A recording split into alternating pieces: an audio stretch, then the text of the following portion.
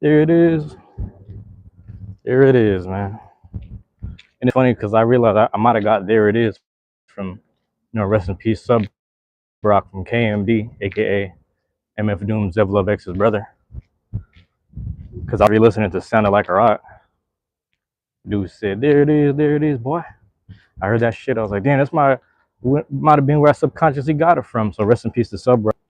Also, it's low key like we're starting to lean into Leo season. So, and the Cancer season. RIP to MF Doom too. I come to find out this motherfucker was a Cancer too. And that shit tripped me out because I think when he was alive, he lied and said he was a Capricorn. He gave out some fake birthday shit, and then they put out his real birthday, or his wife did. He was a Cancer. I was like, yo, he's really like in his shell. I could tell, like he's one of those. So it makes sense now. It just makes sense. But anyway, what's going on, Will? You know, I'll leave it at that. That was my there it is revelation, if that's the right way to put it. I'm debating on whether I should grab the coffee. Normally I grab it from actually there's a little spot I haven't visited in a while. I ain't seen these people in a hot minute.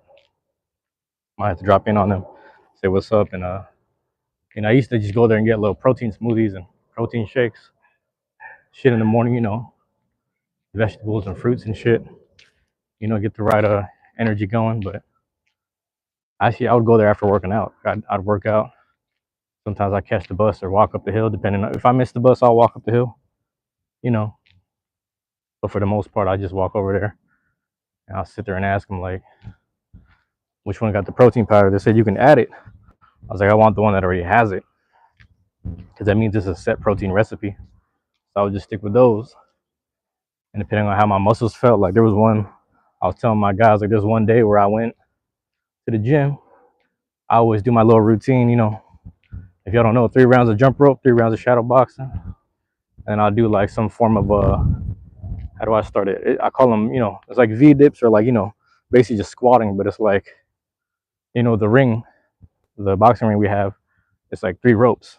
So the bottom rope, I'll just go underneath it. So I'll squat real low, just go underneath it, back and forth, back and forth. So kind of V dip it, get inside there, get my little quadriceps going, and then do that about 20 times. And on the 20th one, I just sit there and do like some lateral movements. That's like the next round. What I'm saying is that one after that, do some abdominals, maybe some push-ups, mix it in there. And these are all 3 minutes. In the next round, speed bag. So that's the next set of 3 minutes, if that makes sense. You know what I'm saying? Oh, assalamu alaikum. Hey, let me know if I'm saying it right. Wa alaikum salam. I'm actually not Muslim, but I remember somebody taught me that. It's like wa alaikum salam. I don't know if I'm saying that correctly, but thank you for dropping in, man. I appreciate it. Appreciate it, man. So yeah, it's 3 rounds of jump rope, 3 rounds of shadow box, 3 rounds of just conditioning workout. Goes legs, abs, and then like you do the shoulders with the speed bag, shoulders and back, and then from there it's like 12 rounds of heavy bag work. And I just go down the line. So you have all these heavy bags lined up. I just go down the line back and forth. And before, I used to reverse it. So after the 12 rounds of saying heavy bags, I would just sit there and reverse it. I'd do 3 rounds of conditioning, 3 rounds of shadow box again, and 3 rounds of jump rope. And then I'll go and do some road work. You know what I'm saying? I don't know if I would do actual road work. I would just go to the track, because the gym is next to the university play field and the track field. So I'll just go over there and start running. Got the 1 and 2 out there. So just run on the 2 on the wide angle, do my little laps. Minimum 4. Sometimes I couldn't even do 4. But just get my little workout in. That's how it used to be. And like I said, I did my little routine. 3 jump, 3 shadow, 3 conditioning, 12 on the bag. I went and did my little run, ran around the track. And then usually like for my last laps, when I'm on the straightaways, I try to do some sprints. And it's kind of funny because like I was trying to do the sprints, and like I said, I didn't go back to the gym in like 3-4 months. So I'm over here sprinting on the fucking track. My fucking knees, from my knees to my shin, that shit felt like jelly. I'm like, God damn, it's done. So, like I said, I walk over to this spot that I'm gonna go to right now, grab me a little protein smoothie, whatever the fuck, fruits, protein powder, sea moss, just put a little bit of everything in there, mix it up. They did it right. And yeah, man, got right, got the body right, just recovered that day. But it's funny because like whenever I'm like actively trying to do like a week of working out, or actively trying to do like a day of working out or something, you know, things kind of just happen. Like a friend will be here from out of town or something, or like it's just some, I won't say distraction, but some form of distraction. So I've been very active in cognizant recently. Let me jump in though. I'm gonna just get a regular. How's it going? Sure. What's up, man? What's going on? How's it going? Can I just do regular coffee, just Americano? Yeah. 12 ounce, please. Any cream or sugar in that? I'll just do a black. What was that? I'll just do it. Yeah, yeah. Thank you. Anything else for you today? That's all. 12-ounce hot Americano. Yes, please. Okay. Oh, sorry. Can you make it ice? Oh, yeah. Okay, sorry. Sorry about that. I got the. Hopefully, it wasn't too late. Cool. Thank you. Yeah. What's going on, man? Where you showing up from, bro? I'm just grabbing my coffee right now. Bro, I walked like three, 4 blocks. It's kind of warm already. It's starting to warm up outside. My bad, my bad. I mean,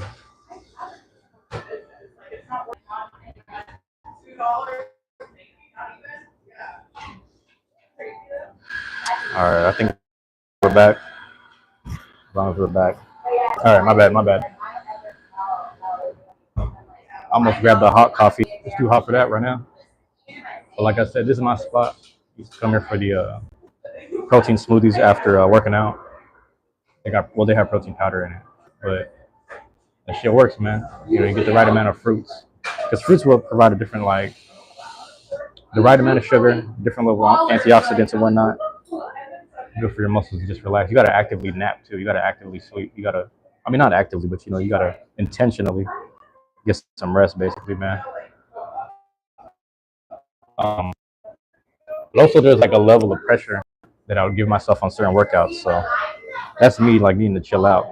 You know, if you have like a 3 month gap or like whatever, you gotta do things correctly. You know what I'm saying?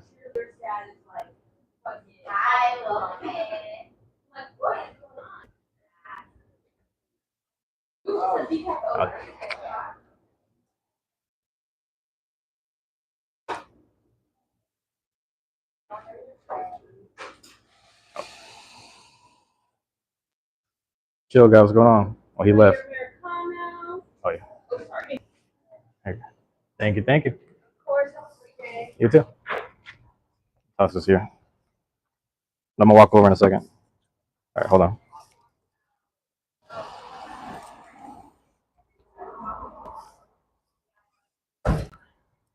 Oh shit. All right, man. I'm gonna get going in a second. Ooh, pretty good. It's pretty good. Yeah, man. It's funny. I always feel weird walking up in like establishments. I mean, at least one of the ladies over there remembers me, but at other places, like there's a convenience store I go to. They make good coffee and they have good sandwiches and shit. I fuck with them, and they know I got the mic on. The wife is always like, the wife that works there, she's like, "Oh, you're not streaming today?" And I was like, I remember I didn't stream for like a week, and then she said that to me. She's like, "You're not streaming today?" I looked at her and I was like, you know what, man? The fact that you remember me trying my hardest and trying my best, I got to keep going. I got to keep trying. So sometimes I think about people like that, that like, you know, sometimes people just, you know, they say nice things to you. Like, I believe you'll get there. I believe you can make it. And like, I'm not sure how to accept it. I'm not sure how to, you know. So when they hit me with that, I'm like, damn, if they believe in me, I got to start believing in myself too. You know what I'm saying? If anybody has belief in me, it's got to be me way more than some other people that don't even know me, didn't even grow up with me or whatever, you know? So you got to do right by yourself. That's how I'm feeling at least. Yo, they tossed hella shit. What the fuck? Somebody either got evicted or somebody got broken up with. What kind of shit is this? I'm gonna see. Well, who live here, man? Damn, who got evicted? I'm trying to figure this out. I'm sad because they had the stuffed animals too, so I hope it's not no kids and shit. As long as no kids got evicted. Man, that shit crazy. I remember mine too. I start clapping something. That's just me scoping though. But I remember it was a. I'm gonna talk about that later. I'm talking about then. Yeah. Where is shit going on, man? But no, yeah, people just throwing having belief in me, way more than I would in myself. It always throws me off a little bit. And like I got a hard time. Like I don't know what the word is like. I got a hard time handling that. You know, like damn, you fuck with me like that? That's crazy. Pause. You got belief in me and love for me like that? That's crazy. So I got to get used to you know, sharing that same love and respect or having it, just having it. Sharing it is one thing, but just having it in general for myself, man.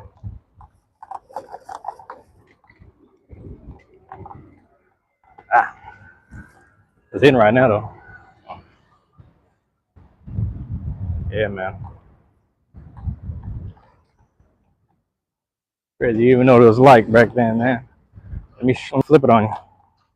Out here on that MLK. See that shit? Put the camera on me the whole time. Let me flip it on you, man. This is the MLK right here. That's where it all was, bruh. King's Deli. They still got they got some good joints over there. You know what I'm saying? You get the 2 for 2s, 2 chicken wings and 2 JoJo's. Used to get the 2 and 2s over there. Run you like $4 or $5. If you have $5 on you, you know what I'm saying? Shit, man, you flip a dime, cut that in half, they give you $5 back, etc. You know what I'm saying? This right here used to be the facts right here. That's what's crazy. Because the dude that came inside the shop, it was the kid who hopped out the passenger side and he had the fax newspapers. He was dropping it off at the coffee shop slash juice juice bar, whatever you want to call it. So you walked over there. I was like, damn, the fax used to be right here. Then it turned into a little doggy daycare. That's how you know the hood is gentrified when you got a doggy daycare. Shit funny as hell, but people don't be thinking about shit like that. They just think about the thing is when you've never been inconvenienced, you ain't got to think about conveniences too much. We used to be thinking you on the up and up, but I'm not here to judge. If you never like lived a rough, if not questionable life, man, I'm not gonna sit there and act like, oh, you got to be real. Like, nah, fuck that. If you living good, live good, man. My whole thing is just don't be living good and then trying to take advantage of me. You know, living good and then you want to look down on me. Like I've met a couple of people like that. Matter of fact, my ex was low key like that. That bitch crazy. I was like, why you like this though? She was just like that. You know, some people are just like that. You know, I'm not really in the business of changing people though. I think I used to be. I used to be in the business of helping people, but I don't know, man. Sometimes certain actions just got to come natural, if that makes sense. You know, doing things correctly, the right way. Let me not even say it that way because that makes it seem like there's a right and wrong. I'm gonna say functional. You know what I'm saying? That's the way I'm gonna put it. How's it going? Morning. How's it going? I don't even know they speak like that. I don't know they got going. We walking down MLK. If my connection good, I hope it's good. I don't know. I'm gonna get these in as much as I can. It's funny because some of my onboarding process for the next coming days is it's actually next week. It's gonna be next week. All girls got a little crazy in them. Some are worth it, but the majority can stay single. No, you know what, bro? You right, man. And it's low key. I had to go through. I was talking about this yesterday. Hey, shout out to Chief Bongo. Chief Bongo in the chat, my guy. It's kind of funny, bro. It's like I remember I used to how do I explain this? I used to think of things as like I don't want to say combative, but like I felt like if it was a struggle, then it was worth it. So like I'd be in these relationships where it would just be like toxic, and we'd be like beefing and arguing and shit. And then I'm like, damn, why is it like this? I guess I gotta keep trying harder. I guess I gotta, love a little more, keep trying harder type shit. That's what I kept thinking. And then, you know, it's funny because like when you get out of those relationships, it's like you're missing the person. But then the funny part is like the weight that gets lifted, bro, is hilarious. Because at the time I thought like, damn, this weight that's getting lifted, I feel like I need the weight to come back. It's like I need that heavy shit back, but it don't be worth it for everyone, you know. Like some of that weight is just like, why are you adding this? People are bringing their own luggage. You know, that's what that is, man. People bringing their own luggage on the wrong trip, about the wrong, you know what I'm saying? Like wrong luggage to the wrong trip type shit, whatever. It's crazy. But yeah, man, I say all this to say like, I don't want to be one of those live streams where we're bashing women and hating them. We're just keeping it real. Keep that shit over there, that toxic whatever, you know, that craziness. Keep that over there. My bad. Let me flip it. Keep that over there. Shout out to Chief though. I gotta move some things over here. Trying to put my bag on the table. There we go. Now, good as I'm gonna get it. As good as I'm gonna get it. Chief, how you doing though? What's it like over there, man? You guys got the 80-degree weather? Let me know if you got the 80 degrees, man.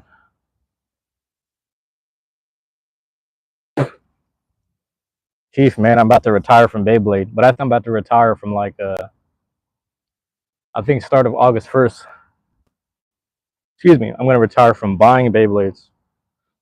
But then I want to say like September 1st is when I'm gonna maybe go cold turkey on tournaments for a while. Like tournaments and meetups, I'm probably just gonna chill out. I'm be like, you know, I'm good, man. I gotta chill. I gotta chill. Cause like I feel like I've been going to at least one tournament event like a month, and then like because things started speeding up and like picking up, I was going to every meetup on Sundays for the past 19 weeks. Cause I'm on week 19 of filming for the Tabletop Village. So 19 weeks straight. That's like 5 months straight of that joint. Shout out to Z and shout out to Lily also for, you know, looking into that and setting that up. That was dope. But yeah, here we are, man. It's like I think I've just spent a lot of money on it. I'm also one of those people mentally where it's like all this money I've spent on like Takara Tomy, Hasbro, Beyblades, etc. It's like I don't own any stock in Hasbro anymore. Actually, I used to have like 20 to 40 shares of Hasbro back in the day. And the reason why I invested in them is because I realized that they were responsible for the gel guns. You know, the guns that have the little gel pellets and gel bullets. I realized that Hasbro was owning that shit. So I was like, yo, they got a good investment here and they have hella different toys. So I invested in them stock wise and I made some good money off of that. But it's also like I kind of just own the material now. I just own the material of you know, like I try to get two of everything. So I have some booster boxes and some you know what I'm saying, like unopened Hasbro stuff that I found at like Target, Fred Meyer's and all this. So it's pretty cool, man. Like I'm looking back at the whole journey of how the year has been. My first tournament, I keep bringing this up. First tournament, July 27, 2024, and we're getting close to it now. So I'm getting close to that year mark, and I could say like my whole journey for the whole year has been great, man. It's been really dope. I think obviously I'm gonna keep on, you know, I'm always welcome in the spaces. Don't get me wrong, but it's like, you know, I feel like I kind of just need to step away for a bit. I'm like, yeah, I need to chill for a second because, you know, there's also a piece of me that like cares for people a lot. So like I want to be available, but I'm also like, yo, you gotta remember back in those old communities where I used to be a part of. I guess I still am, but you know the ones I participated in, I should say. I used to be so invested in like trying to look out for people, help them out and shit. I was like, damn, I should have put that same energy into myself. So that's kind of where I'm at. That's where how I'm feeling lately. So yeah, bro, that's just kind of where I'm at with it. I don't even know if he's still there. I don't know if he's still there, bro. But I'm just chopping up about, you know, how the journey's been. It's good to see you. Good to see you here, man. Oh yeah, there we go. I don't know. I see a lot of light reflection off my phone a bit, so I'm like trying to make sure I can. Okay, it's right above me. I was just trying to remember where the light source is at. Why is it so bright off my phone? Hold on, I can't see shit. If you see me squinting in my phone, I gotta like swipe the chat. Oh yes, sir. There you are. Yeah, man. But no, but all I'm saying is like I'm still gonna be within the space. I just think like, you know, I'm really happy and satisfied that like it's interesting, man. My first like year project thing. You know, I've always like done like there was one year when I was like doing music and I was learning how to make beats. I was learning how to record other people's stuff. And I remember like trying to put out one album, project, EP, mixtape like a month. So like every month I put out a different project and I was pretty good at it.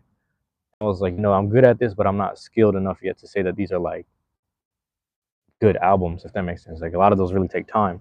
But then like later on, 2023 to 2024, from like March to March, I opened one pack of Pokemon cards a day on YouTube. Did it on the YouTube Shorts. That was like my first yearly project, and then my second yearly one was like, well, hey, you're starting to participate in Beyblade now. Let's see if you can continue to do it for like a year. And here I am, like at this year mark. But I actually really want to look at my archives. Like I almost want to push back a little bit. I think I'm okay with stopping the purchases at the end of the month.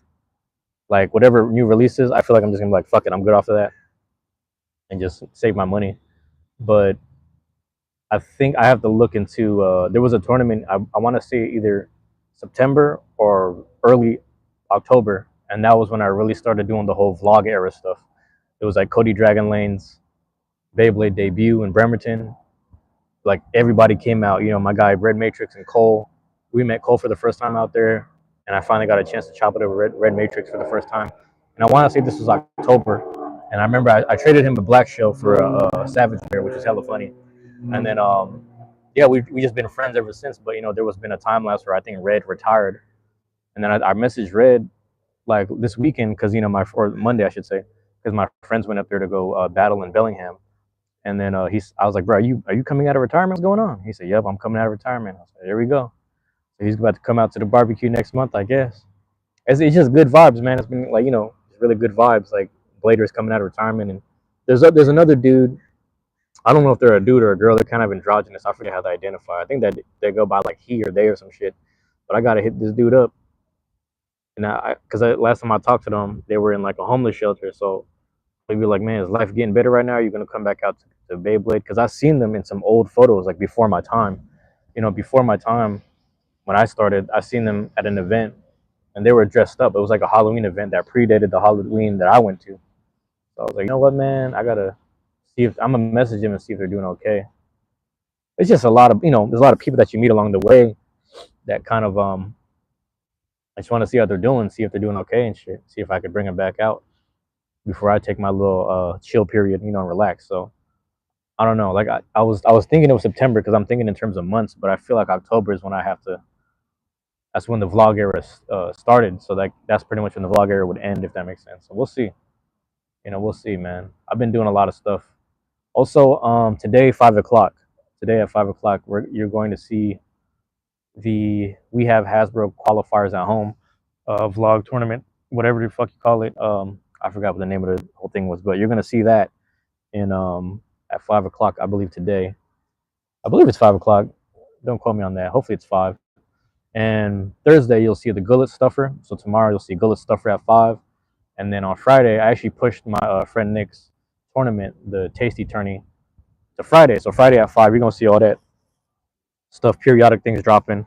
The things that I was doing, showing up to Sundays religiously, no pun intended. At I got those weekly vlogs. Some of them are short, some of them are longer, but those are like slowly coming out, spaced out monthly and whatever. So you're gonna see those, man. Just working on a couple things, but I guess everything moving into the future. I told certain people that were actually the organizers of said tournament, I'm like, if you want to see this footage sooner, just let me know. But I just kind of have it on a weird schedule where everything's chronologically coming out later, being spaced out by months. So that way, in the future, like in the far future, when people look back at the time periods and the times and stuff, they'll be like, damn, I remember this time period. I remember when this released. I remember this is like when CX was still trash. I remember when this was when CX first came out, et cetera, et cetera. So this is like when when Triceratops was like a thing. Like we raffled it off because we had a friend that like came back from Japan day of the tournament, which is really interesting. Dude went to Japan. He flew back in, I think, Saturday morning. He had bought Triceratops. Shout out to Flyercon, my guy Flyercon. He bought Triceratops out there, and he was telling me he's ready to raffle off like 2 or 3 of them. I'm like, bro, just do one, because you should keep the rest. Just keep on the rest of them. And we raffled one off, and then someone used the first Triceratops, possibly, in the United States at that tournament, which is funny because they just had it on him.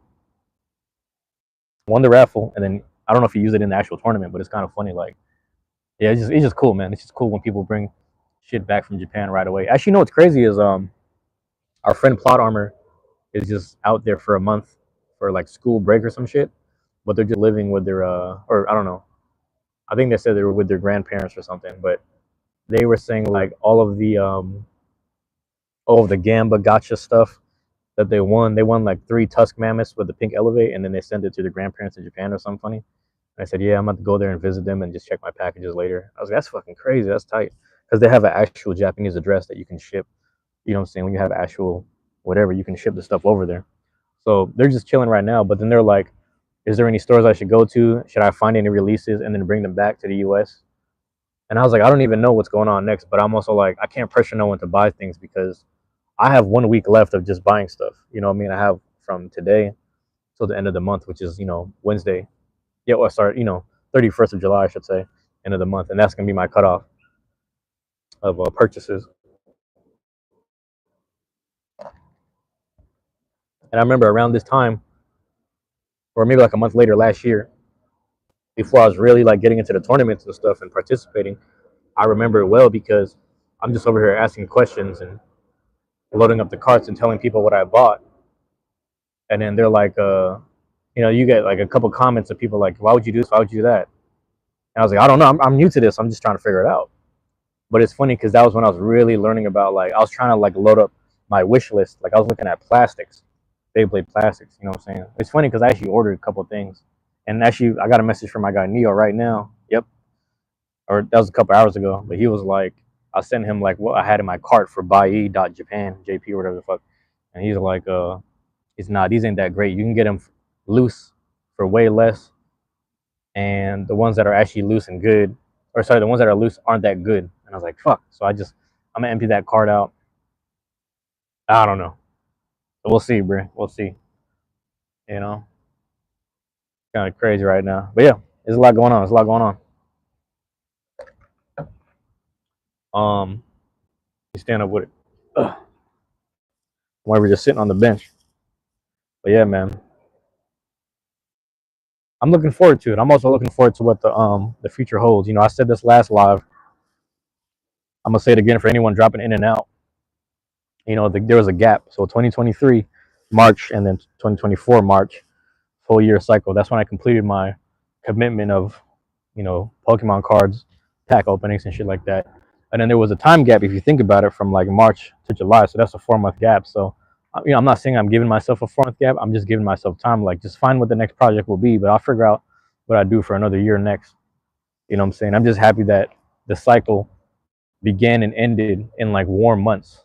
You know what I'm saying? March is warmer than the winter time, so that's a good thing.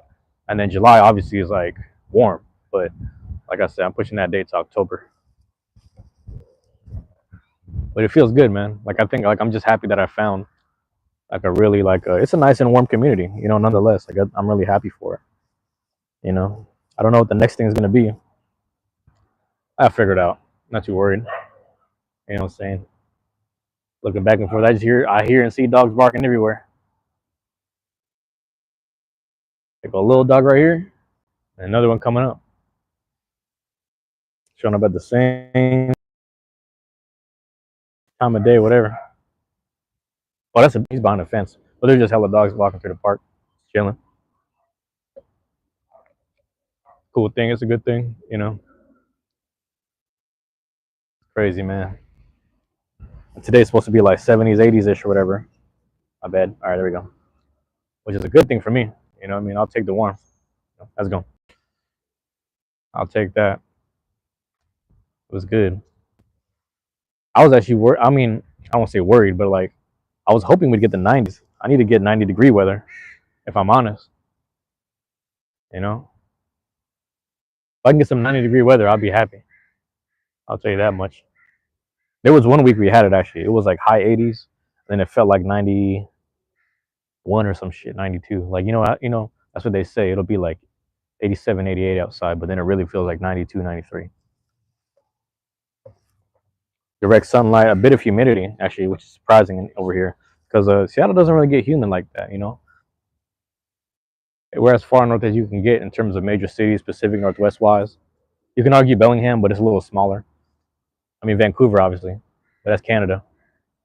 And it's interesting, bro, because it's like we're so used to just getting overcast and just cool ass weather type shit, you know. And you would think we'd get snow. We don't even get snow like that. It's kind of weird. But I blame chemtrails and whatever. I can't prove it, but I'll be blaming chemtrails and shit. Matter of fact, I had a friend that was in like he worked in aviation and engineering, and she worked for Boeing for a little bit. Matter of fact, I don't know, he still might work there. I don't really know. But anyway, he was telling me a story. He was like we were at the park somewhere. We were smoking. We looked in the sky, and there was a fucking plane that had like the chemtrail just straight off of it. And he was like, "Oh yeah, that shit." He's like, "We shouldn't be doing that, and it's not really natural, but it just happens sometimes." Like he started breaking it down. Like he had this little scientific, technical, whatever about it. I was like, "That's crazy, bro." I was like, "You telling me that we shouldn't be doing this, but it still be happening?" He's like, "Yeah." And I was like, "Bro, you know how many planes like just all the time? You know what I'm saying up here? My bad. All the time, like just it's I don't know." He really broke it down for me. I was like, I can't even really repeat what he was saying because he was saying some real technical shit. But I took his word for it. I was like, you know what? All right, if you're saying that and you work at Boeing, that we shouldn't be doing this shit in the sky, like leaving these little, I don't know if they're actually called chemtrails. A chemtrail is basically like if we break down the word, it's a trail of chemicals. Yeah, it'd be a trail of like some form of like what it would be like what because it's smoke, so it'd be like some sublime or whatever sublimated exhaust or whatever, some smoky shit. And yeah, it really isn't natural when you think about it. It looks cloudy, but it isn't a cloud when you put it that way. So he probably was onto something. I don't know, but that shit. I say all that to say I feel like that's been affecting our winters a little bit. I could be wrong because when I was a kid, I could remember every winter we could expect a level of snow. There was a level of snow and ice that we could always expect, and then now it's just been like these dry. Well, it's on and off, but we'll have these like really dry winters, but then we'll get this extreme ice. It's not even snow. Like we'll just get extreme ice, this sleet. Whole city will kind of go through a lot of people's cars here aren't built for that shit. People will move here from the Midwest thinking like, oh damn, they don't have ice and snow like the Midwest, so we're good. And they get these like cars that aren't really built for like all-wheel drive or like a certain type of parking on the inclined hill or whatever. Because we got so many hills here, so when you imagine when the whole city gets iced out, motherfucker car be at the top of the hill, maybe 3 blocks down the hill type shit. Just skirt it off. And you better hope it slams into another car a block away and not 3 blocks away. But that happens. That makes it a little different. But that's where we have, man. That's where we live in. Chop it over all fucking day.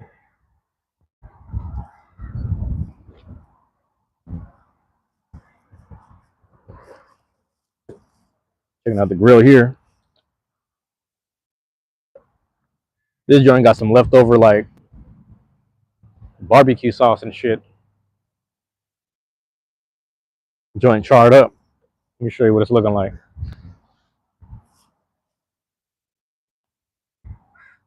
With a leaf attached. With all that sauce. Just sitting there with a piece of hair. Piece of hair just dangling. Little silver hair joint dangling off of it.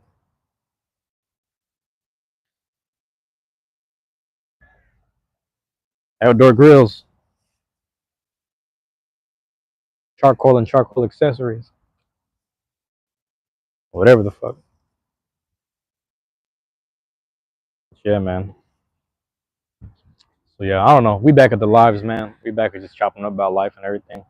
I guess like I haven't really tapped in a while. Like I looked at my live stream stuff. I was like, yo, the gap is like 4 or 5 days.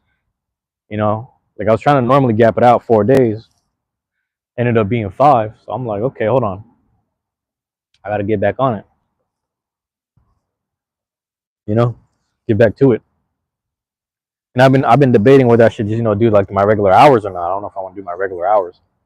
But yeah. Also, I don't know if I mentioned this already, but um, what is it? I got what was I gonna say, bro? I got like there's this day. It's not really an interview, but it's this day that I go in and submit my paperwork. So I have paperwork to submit on Wednesday next week. So I'm giving myself a week to just stay focused and stay locked in with creating and preparing myself for future videos and things like that. So I'm just staying locked in at the moment, going to the library, creating things, you know what I'm saying, getting things situated. stuff like that, and just staying locked in, man. Just staying locked in. Meantime, keep creating, keep hitting the streams. See, I always keep the controller on me, so I'll keep the controller with me today. Might even hit a little sea of stars when I get to the library later in about a half hour. You know, about a half hour, get over there. Yeah, it's crazy,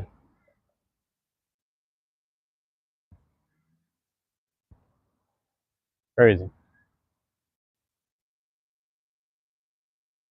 This is Barnett Park right here. In fact, grab the camera again. I forgot, man. It's interesting. They should have put these up. They should have put these things up like back then when we were growing up. Like they would teach people shit at school, but not really. But yeah, Powell Barnett Park, man. This is where it's at. This is where a lot of people used to hoop over there. I don't know if you can see the. Damn, let me see. You really barely see the hoops over there. People used to hoop over here. They have a short hoop. Little kids used to dunk on it. People that couldn't dunk would dunk on it. But I'm just looking at this because I didn't know. Right here, in his younger years, he was a star baseball player and later organized and managed the Royal Colored Giants. I didn't even know that was it. That's crazy, right? And under 21 semi-pro baseball team, sports and working with youth and young adults was continuing priority. He worked to bring Little League baseball to Seattle. Yeah, that's crazy. And there's a guy, I forget my guy's name. I think his name is Earl, not the barber, but there's another guy named Earl. Used to be from East Union. I guess he still is. I don't think he reps the set like that, but you know he runs Little League, man. He's been doing that for years. I was organizing like a decade ago, and he's still doing that shit. I chopped it up with somebody who was telling me, oh, so and so, yeah, he does he's still doing the baseball. Oh, that's cool. That's cool. So he still works with the kids, but he told me to come out a long time ago. He's like, let's come out and work with us, at the little baseball field at Garfield. I was like, damn, I'll let you know. I was still on bullshit though. I was trying to organize, but I was still like, on some bullshit. But it's cool because I met him at the Black Prisoners Caucus. It's like there was within Washington State at least, whether it be Walla Walla or some of these penitentiaries that we got over here, some of the Black prisoners that had a coalition together, they sat there, they came back to their neighborhood, started doing a little community shit. That's where I met. He was part of that kind of organization, and he was kind of just inviting me to come and do a little work with him and stuff. But like I said, I was still on bullshit. Actually, I had to chop it up with my friend that was visiting me on Sunday at the little meetup. I was chopping it up with him because this is like months ago. Me and him were just chopping up about life, and I was telling him I actually apologized to him personally on the phone. I was like, bro, my bad because I remember I stepped away from organizing because shit got real. He said, what you mean? I said, it got real because you guys we would do our little educational stuff. So we had these educational workshops and programs, and we would kind of do it amongst each other or do it at certain schools that accepted us. But there was a moment where they started like, oh, let's go inside the juvenile detention system and talk to the kid. Let's go to different schools and talk to the kids. Okay, we can do that. That's easy. That's easy. So some of my people did more than I did. I was just kind of around here and there because I was doing stuff on the side. But then it got to a point when I started, having more of a regular schedule to come in. They're like, we're gonna go visit. I'm not gonna say that, said neighborhoods, but we started visiting certain neighborhoods. I mean, I wasn't there, but they were telling me like we're gonna start visiting certain neighborhoods. And in my mind, I'm hearing this shit. I'm like, why are we going there? And dude said, there was a kid who was basically like one racially profiled by the police, and then also, he got they physically on the work, like I forgot I forget the specific terms, like they physically harassed him like without consent type shit or whatever. I don't even know the exact terminology. Like they basically whooped his ass. Police basically whooped his ass and robbed him or some shit. That's what happens a lot actually. I don't know about SPD right now, like Seattle police now, but back in the day they used to just rob people. Shit probably still happens, honestly. Shit probably still happens, but a lot of my friends, especially the ones I guess I ain't gonna out them, but the ones that used to live in the terrace, they used to get washed a lot by the police, and then would just sit there, monitor the fucking kids, and just take some money off of them. You know, my friend told me a story. He said I wasn't even reading up. He just happened to have $50 on him because his parents gave him money, and then the police just stole it from him. They just pulled him over, pulled him to the side, went in this shit. Didn't even ask him where the money came from. Just started taking this shit and told him to walk off. She fucking crazy, and they probably spend the money on snacks and lunch. That's how it be. But anyway, I say all that to say, like, it's really interesting because I was telling my friend, like, I was on the phone with Bria, and I was like, yeah, man, I remember during that time period, you guys were about to visit a certain neighborhood because you guys were going to help out a kid and a family that went through some shit. But my thing was like, them people from that neighborhood actually killed my homie over here. They killed my friend here growing up. So because of that, I was like, man, I don't even want to help these dudes. Like, I couldn't even get that off my conscience. I couldn't even let go of that shit. I was like, bro, they did my people dirty over here, and I'm supposed to go over there and help them out. Like, it didn't feel right to me. So it had me feeling away. So that was one of the reasons, like, it was that mixed with like, all right, I'm gonna walk away because I'm not with the funny shit. I mean, I looked at it as some funny shit, but it was actually still like good deeds to do. But I was like, I'm gonna walk away from this shit and I'm gonna just get on some, stack some paper here and there. That's how I was feeling. And I utilized and took advantage of my shit. And here I am. You know, years behind and a couple years late, but it is what it is, man. No one to blame. No one to blame but you. No other God out here but you. That's how it go. People learn the hard way. People learn the hard way. Yeah, man. I will say too, man.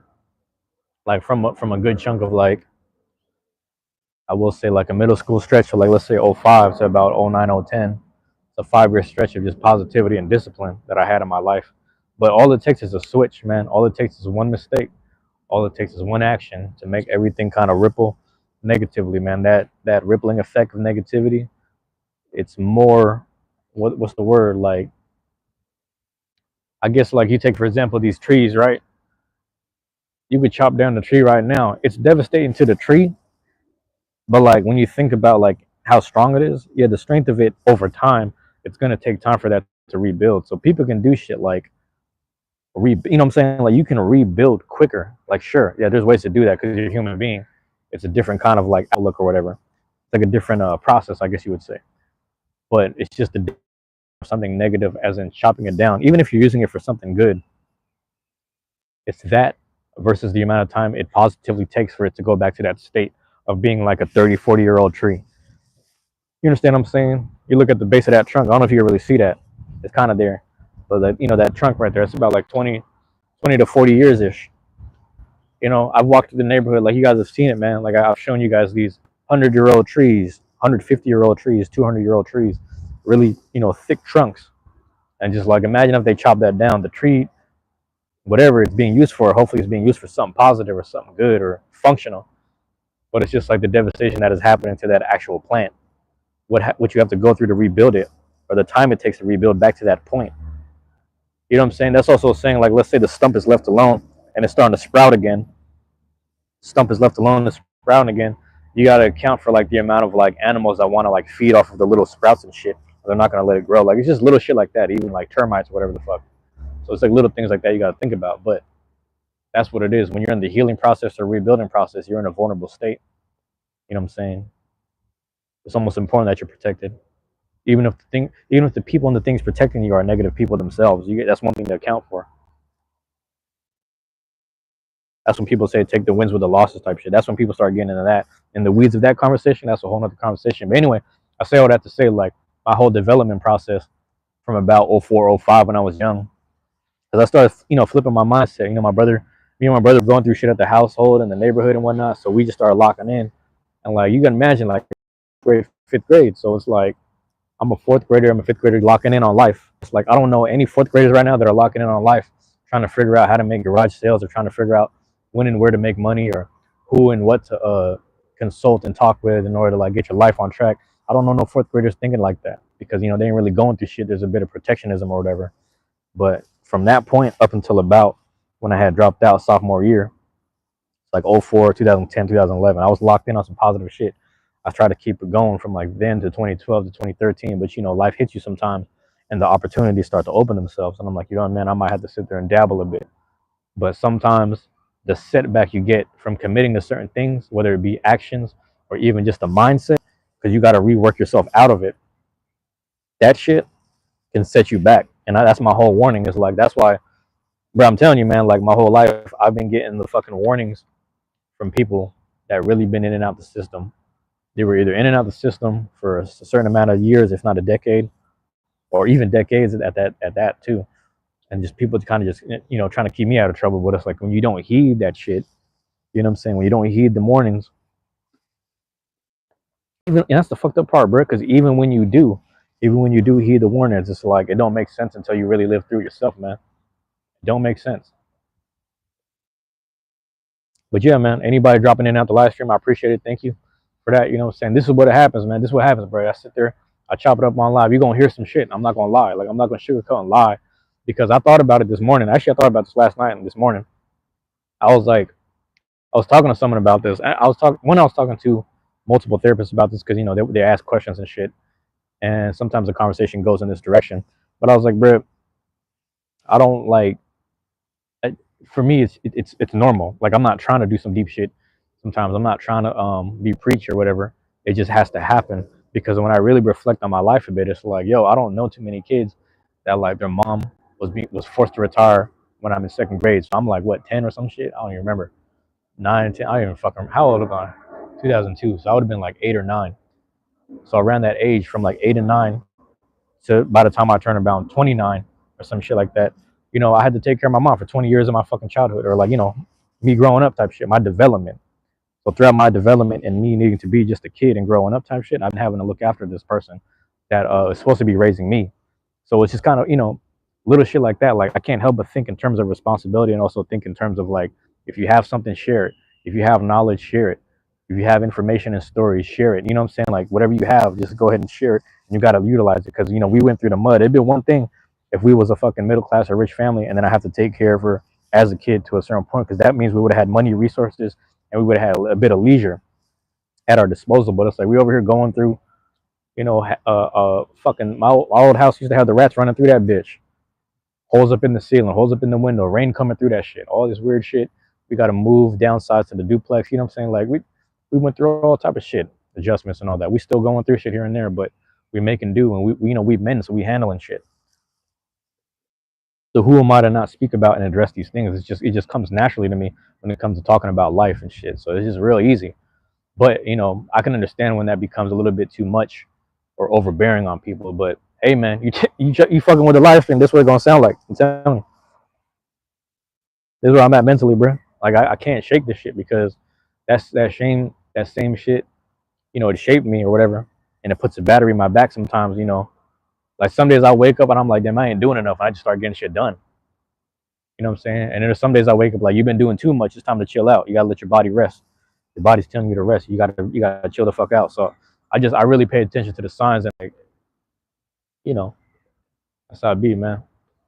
Yeah, I tapped in with nature on accident. I used to think that was some funny, goofy shit as a kid. I was like, yo, these people doing all this esoteric, eccentric shit. And I was like, no, hold on, man.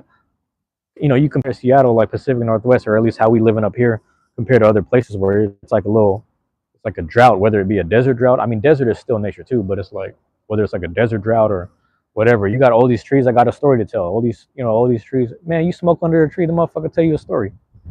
You don't believe me? Go ahead and try it. Go get high under a tree, bro. You're going to find out. Get high under a tree. Nature's going to teach you some shit.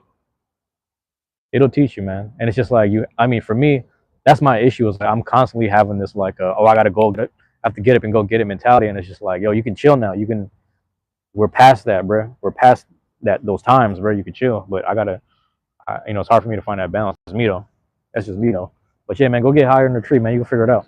My bad. Looking in good shape, dude. Hey, man, it's interesting. The other day, I actually worked out, so I appreciate that because I worked out in the living room. We're watching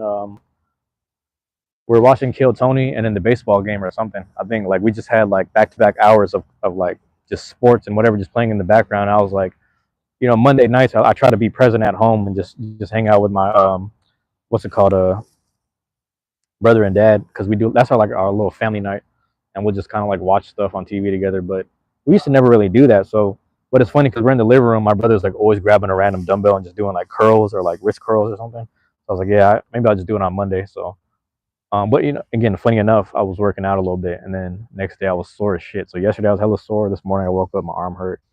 I was like, damn, I ain't worked out in so long, but it's good, man. I've been trying to eat better too. You know what I'm saying? I appreciate that. Just to just sit under a big tree and rest. Hell yeah. Yeah, man. I work out at home too. It's good, man. It's good too. I need to, what I gotta do is I don't know what you guys call it, but it's like the mountain climbers. We call mountain climbers where your push up position and you're like knees to chest, like kind of shuffling back and forth. But we call it mountain climbers. But you do like about 100 of those, 50 to 100 of those. You know what I'm saying? Also, just even like stretching the body. I gotta stretch it a little more. I gotta stretch a little more. But it's fun. I say this all the time. Every time I work out, things just get back in shape. Like everything just. I was trying to tell somebody this like years ago because they're like, "How did you burn this much weight and fat?" I was like, "It only took me like 3 weeks to a month." I was like, "I don't think that's healthy." I was like, "I think for me, like my body knows that I have shit that it doesn't need on it, like whether it's excess weight or even stuff inside internally, like certain toxins in the food. If I'm eating junk food and shit, my body knows to get rid of it. It purges shit real quick. You know what I'm saying? But it's easy for me to really just burn off toxic shit in my body. I don't know how. I can't even break down the science, bro. But I just know when I put the work in, it just works. It's really weird. I don't know. Like I don't know, man. Like does coffee? I think coffee is good. I don't know. Does coffee count as like a good or a bad thing? Those are great for reducing the stomach. Yeah, right. Okay. Yep. Because it does have like that. It's like right in this little hip abdominal stuff. Also, the other one is like damn, I can't even let me see if I could prop this up right here. I'm gonna flip this a little bit towards the other bench. Can you see that bench? Sort of. I just don't want to drop the phone. But I'll be doing like when it's at the house, like anything that has like handles and shit. I'll sit there and I'll try to hit the fucking just right here and just hover. Ooh. Try to do that for a bit. Ooh, my pecs didn't like that. That's crazy. Pectoral muscles, because for those that speak Tagalog, pecs mean something different. But I'll be sitting there doing those. That she works that little like the abdominal hip stuff, like the oblique area, which is pretty good. And it's like really good to like resist, or what's the word, like resistance, endurance, whatever kind of training. Just dope. They're good for this. And a good sweat feels so good every time. Yeah, I feel like the body needs that. That's why I'm trying to move somewhere warm. I was joking around yesterday. I was like, I'm about to move to either. Well, I don't know. I want to move to Japan, low key, because that way I can just relax and get like good mental state. But if I move to Texas, I'll get some good heat, and I get barbecue and mac and cheese or whatever all day. Man, it's gonna be over. I used to think like, damn, if I move down south, I'm probably gonna gain hella weight. That's what I thought. But then it's funny because I was there with my cousin. I went there by myself. Next year I went with my cousin. I told her the same thing. I was like, man, I might gain hella weight if I move down to Texas. She's like, I don't think you will. I was like, what do you mean? We're walking around together. He's like, you see everyone here, they probably all eat barbecue and shit too, but the difference is like they're just walking around in the heat and they're like training and jogging every day, and you work out, so you're probably gonna burn off the protein and shit. You're probably gonna burn off the protein. It's as long as you're not like overly eating it, and then like mixing it with beers and sodas and shit. I think you're okay. And I was like, I don't even drink anymore, and I don't really drink sodas like that. So she had a point. She kind of had a point. Even though I did chug some Pepsi yesterday, I chugged over some leftover Pepsi. That was a big ass wasp. My bad, my bad. They say, my bad, my bad. They say Japan gets super hot too. Yeah, the one of the spots I looked at, I actually did one of those what do you call this? There's a thing where like, you know how to explain this? You know how people do like their astral chart, like the astrological chart. So I'm a Cancer, but like there's like deeper things where people are like, oh, but what's your moon? What's your rising? What's your Neptune? All that shit, Mercury. So I've done that before, but then there's people that can take your actual chart and like the time you're born and then lay it over the map based off of certain ley lines. So I did a little report on that. Like someone did a little or whatever. There's like a website slash app that did the report for me. And I remember they were saying that one of the places I should move to. There's a couple of places in the U.S., but one of the places that surprised me was actually in Hokkaido, Japan. So I started looking at Hokkaido, Japan stuff, and I was like, yo, they got the right amount of food, but also like the balance of like summer and winter that they have over there, and like snow and like snow, beach, and food, and I was like, you know what? It's on a technical level, it sounds like it makes sense, but I have to almost go there and spiritually experience it for myself. You know what I'm saying? Like it's one of those things. Like I guess I'd have to go and see for myself. Obviously I'd have to learn the language and get used to the culture and stuff. I got tattoos, bro, so I guess I can't go to the onsen or whatever. And then the other part is like whether or not people will turn, because I think they can turn you away. You know what I'm saying? I think people can turn you away for just having tattoos, bro. Like I was like, damn, bro, I got to cover up my arms. I just got to wear long sleeves and shit. Just wear hoodies. It kind of goes to my wrist though. Shit, I don't know. Can't have no chest out. I got like a piece on my chest, so it's like, damn, what am I gonna do? But anyway, so that's kind of why like Texas is like the best bet, and it's like some American shit. It's just barbecue, guns, and good weather. That's all. Like it's like, oh, that's as American as it gets. But then Japan is like, now I can peacefully, mentally just go somewhere where I can relax, reflect, and just create art. Relax, reflect, and create art. So I have like options. You know what I'm saying? So I don't know, bro. I don't know. I got options here. I just gotta learn Japanese though. There's like, I remember, I don't. Bro, I took like 1/4 of that shit and I forgot everything. Took 1/4 of Japanese and I forgot everything. I was also skipping school a lot, so that's also part of it. It's funny because in that time period, it was like Texas has a big music, and uh, let me know if I'm reading that correctly. You mean barbecue? BBA? Okay, you're good. You're good. I got you. You're good. You're good. I'm just making sure. But yeah, no, it's funny because they got a we had a so it, we have a Seattle ranking system, and there's a kid up here. He's like 12 years old, bro. He used to cook everybody. He used to cook everybody, man. And he moved to like Dallas, Fort Worth, or some shit. Shout out to Dylan 2000, man. He was the ranked 2 player up here, like all time. Like we're talking about plastics generation, metal, burst, and X, and he was cooking everyone in all forms of X limited, legacy, all forms of metal, zero G, plastics, HMS, Bakutin shoot, all that shit, burst, burst classic, burst, like just he was cooking people. He was like 12 years old when he 12 or 13 when he left here, but that means he's been dominating since he was like 10, 11 years old. It's always the kids, bro. Kids at the game are the dopest. But anyway, he went to Texas where they have a big scene, and we're like, bro, go over there and fuck them up. You know what I'm saying? Then come back here and then show us what you've learned. But I will say, Chief Bongo, I will say, my guy Shad and I forget who else went down there to Portland. I think it was Shad and Amy, but they were so in awe of like what you guys were doing down there. Because I warned them, I told them, I was like, bro, if you guys go to Portland, you're gonna see like there's no community like it. It's like the best Beyblade community. Like Portland has the best Beyblade community. And that's why I've always given you your props, Chief, because I was like, you are a good, like, I don't know, the word is like, I don't even know what the fuck is what word am I looking for, bro? Like someone who keeps everyone together and organized. Someone who, you know what I'm saying, keeps everyone together. I don't even know what that is, but that's you. You know what I'm saying? I can't even figure out the noun for that, but that's you. So you are a big part of like why that scene is so good and beautiful over there. And I was telling him, I was like, bro, if you go over there, you're gonna see like they don't have like the resources and the shit that we have, but at the same time they do. Like they have a really good shop, and then the people themselves are just on point. And then what Shad saw when he went down there, he was like, bro, they were doing I forgot who had third place in that tournament, but whoever ran Wizard Rod on 260 Quake is fucking crazy. 260 Quake, like that shit is ridiculous. But I was like, hey, that's the shit they do over there. They'll run rubber cell on stuff and they'll make it work. They'll run Quake on it. They really experiment with like no bits and ratchets are misinterpreted and misused. They're utilized, they're tested and utilized. You know what I'm saying? My bad. I actually fought against Shad. He beat me in the quarter. Oh, okay. So that's like top 4, top 8 ish. Yeah, yeah. I was telling Shad, I was like, hey man, good luck, man. Because when I went there, I went like 0-7, bro. I swear. I remember that shit. I was like, damn, I'm getting cooked right now. But I was also running 160, 180. But no excuses, man. Like that shit was ill. Like I remember, like pretty much everyone we went. I think you and I went against each other. And then I remember, what was it?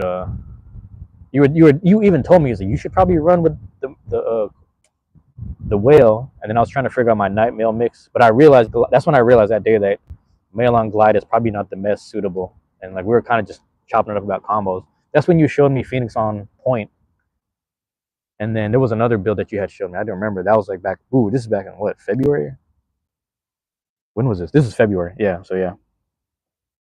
Oh yes, Rod Quake. That's my boy. Oh, that was TC. Yep, yep, yep. I do remember that. Yeah, it's fucking crazy because I had to go against Shad and Amy.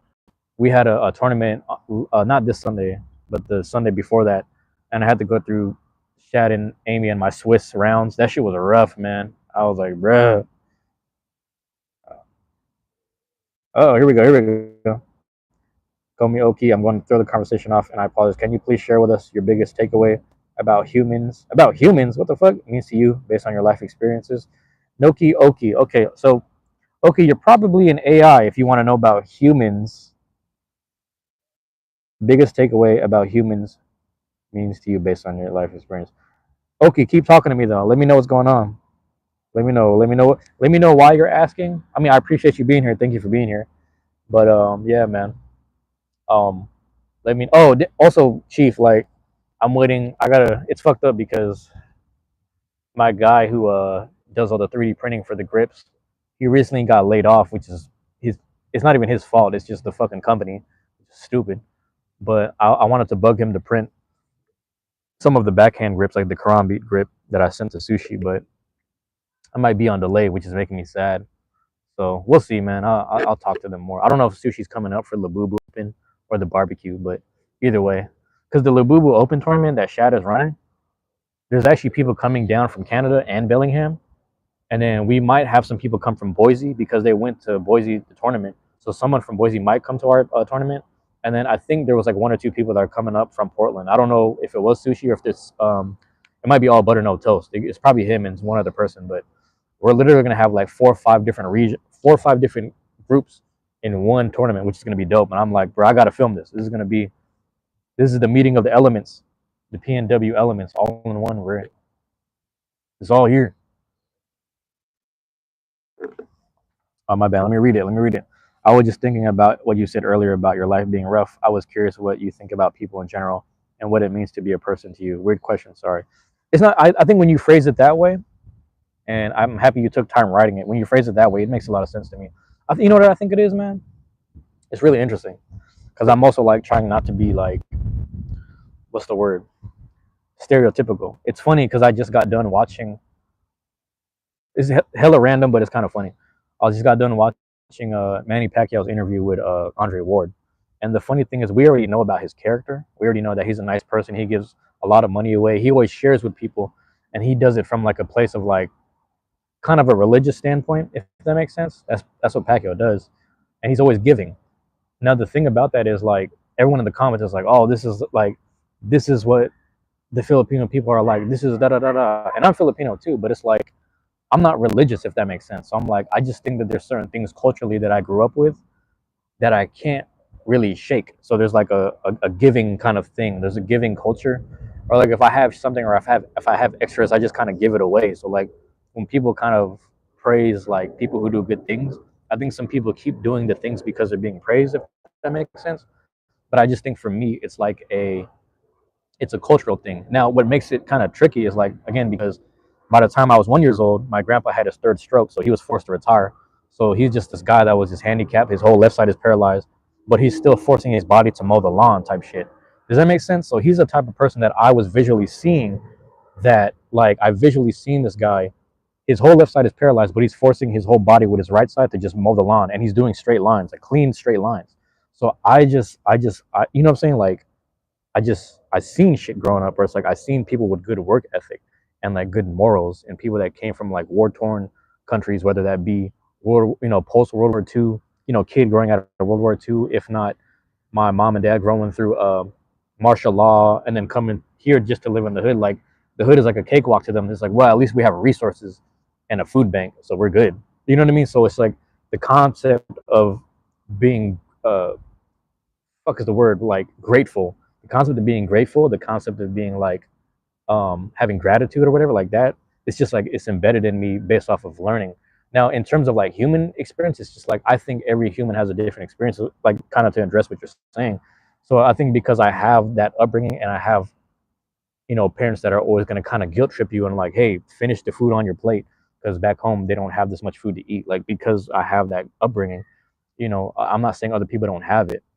People that I grew up with here, it's like you grew up with most of my friends are in black families that came from the South, and they're like, hey, the food that we have here, they don't have it back home down South. So it's kind of the same conversation where they're talking about people back in the country. We say the same thing, people back in the country too. So it's almost like the same conversations, but it's that mixed with the generation, mixed with the neighborhood. Like, a lot of what happens into like the human experience is really based off of environment, how they're being grown, or where people grow up at. I just think like in this era of time, it's a little more trickier because damn near every human being is united by the phone.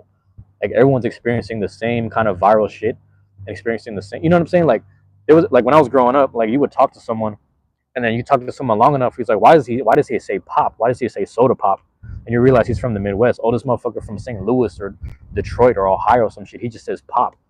And then you meet somebody from like down south, and it's just like, I got like buku things on me, da da da. I got buku things in my backpack. And you're like, the fuck is buku? And then like over here we say hella on the West Coast. We just, saying from Seattle to Portland to Bay Area, it's just we saying hella. Hella just means hell of a lot. We say grip. You got a grip of things, got a grip of stuff, got a grip of games at the house, got a grip of dollars on me. You know what I'm saying? That's like South Central LA all the way up and down the coast, the whole West Coast. That's like 90s West Coast shit. So it's just like we had very select stuff, like slangs and the way we kind of interact with each other. And then nowadays, like everyone uses the same slang. It's kind of weird. It's kind of goofy. But back to human experience, like all that human experience is being shared, and it's almost like an overload of like there's not many principles because people understand that you have options to become who you want to be, because you could just flip on a dime even if it's fake. Like you think about that shit a lot. It's like people could just act like whatever. You could just pretend to be whatever, bro. You could just do whatever you want. You know what I'm saying? You could literally be growing up in a certain environment, and then like there's people in the suburbs that like are learning. People in this, like, I know people that live in nice houses, and they have they go on Discord, and they go on YouTube, they go on Instagram, Twitter, whatever they have. They get left their own devices in their room. They learn slang, and then I'm not saying they talk crazy, but then they just talk. You know what I'm saying? Because like I was just kind of joking around, showing off all the drowners that I bought in my Discord server, and then this one white kid that I know, he doesn't really leave the house like that. He responds with like, "Oh yeah, if you're down tomorrow, we can go band for band." Like basically, he was just trying to say like we can show off all the stuff that we bought back and forth. But I'm like, it's just he's just like a like a white kid that probably barely leaves the house, and he's talking about going band for band. It's like you're not from like Memphis or down south. Like, I'm trying to say, like, he's not. But it's just that slang is just there. Like, it's normal. It's commonplace because you can just find this information on the internet. You don't even have to experience Memphis. You don't even have to experience Tennessee. Like, you can kind of just, people just speak based off of certain stuff. Like, we've had moments where like I remember growing up here in like DC and Detroit rappers, like underground scene stuff, and them saying Joe all the time. I just took Joe from listening to hip hop. That's just like my adjacency to listening to hip hop. But then also the adjacency of coming from similar neighborhoods, I guess. But I'm not saying we're making rights and wrongs and shit. It's just interesting to think that like, and that's what I'm saying. I'm not saying one is right or wrong. It's just kind of weird that like I'm seeing there was a time period where I remember the West Coast and Pacific Northwest style of stuff was a certain way. You know what I'm saying? Like we're like Seattle's West Coast, right? I'm in Seattle, so it's like we're West Coast. But like we're over here rocking North Faces and shit. So we used to rock North Faces in the hood. It used to be a badge of honor, whether you robbed it or you earned enough money to buy your own, because North Face was like from here. So if you had a North Face, it was like a thing. But then North Face was a big ass thing in New York also. The proximity east to west of like the same weather from this side to New York of rocking a North Face made sense. But then you would think that like West Coast people would all be rocking like Pendletons and khakis and shit. You know what I'm saying? On some like SoCal shit. But then you go to the Bay Area, and then like my friend, when he got kicked out of his house and he had to go to high school in Oakland, he's like, yeah, they be doing weird shit. Like they got Hollister and like different weird, like funny brands, and then they take it to somebody to put rhinestones on it, and they put their names and they put their set on it, like weird shit like that. And it's just like it was just a different thing, you know what I mean? So like everything still kind of had their own thing, and then literally within a year and a half, everything shifted, and everybody was kicking the same Atlanta slang. Everybody around the world kept on saying bandos for abandoned houses. Everybody kept on saying drill. Like it's just kind of a weird flip. So the human experience is based off like what's happening every day in front of us. And if every day all you gotta do is wake up to your phone and experience some shit that you've never experienced, you're probably going to go towards that because it's serotonin. You know what I'm saying? There's a bit of serotonin. So I don't know. Long story short, I just think humans are always going to chase some form of, I don't want to say gratification, but a form of serotonin, like whatever stimulates them. If it's looking at like certain women on IG, they're going to go towards that. And then they might even start talking like the women on IG on some weird shit. And then if they want to lean towards like certain slang or whatever the rap is right now, they're going to start speaking and talking like the best slang. But like hip hop has always taught people words anyway, even just good vocabulary. My bad, I'm missing hella chat. Yeah, it'll be Logan and All Butter going up. There one or two other may tag along. Okay, so it could be potentially 4 PDX hardcore players. I hope it's 4 PDX players. We need to get all the representation we can get. If someone gets left out, I don't mind pulling back and giving someone my spot. So that way I can just hang out and film, because that'll be fun to just hang out. You love to go, but oh, you're busy. Yeah, that's all good. It's all good, man. Really, it's if you're able to make it though, that'd be cool. You know what I'm saying? And I get to finally take you to this Ethiopian restaurant, man. Because like last time you're here, there's this Ethiopian spot I wanted to take you to. They got some good God damn, man, they have injera, right? But they got the gluten-free one. It's hard to explain, but yeah, it's a bomb. I feel that it's the pretending that scares. The pretending, see, the pretending like. Here's the thing about pretending, right?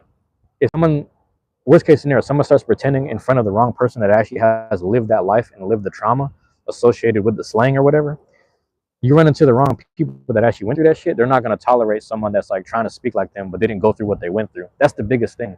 When I see like, it's not even just white kids. It's just like white kids and like random Asian kids or even like whatever, just like what black, brown, yellow, whatever, everything in between that has went through like a really privileged life or they lived in the burbs. If you ain't been through shit, like the way you move and carry yourself, if you just start talking like a cornball that's online and you run into the wrong people that like, hey man, you're talking like me, but you ain't go through what I went through, there's something bad's gonna happen. And I've seen that a couple times where it's just like, we've had white boys come through the neighborhood trying to get real comfortable just because they like rap. And then the moment they start talking their shit, they're like, you don't come through here talking this shit. You know what I'm saying? Don't ever feel privileged coming through this area talking that shit. Because when we go in your neighborhoods, we're not welcome.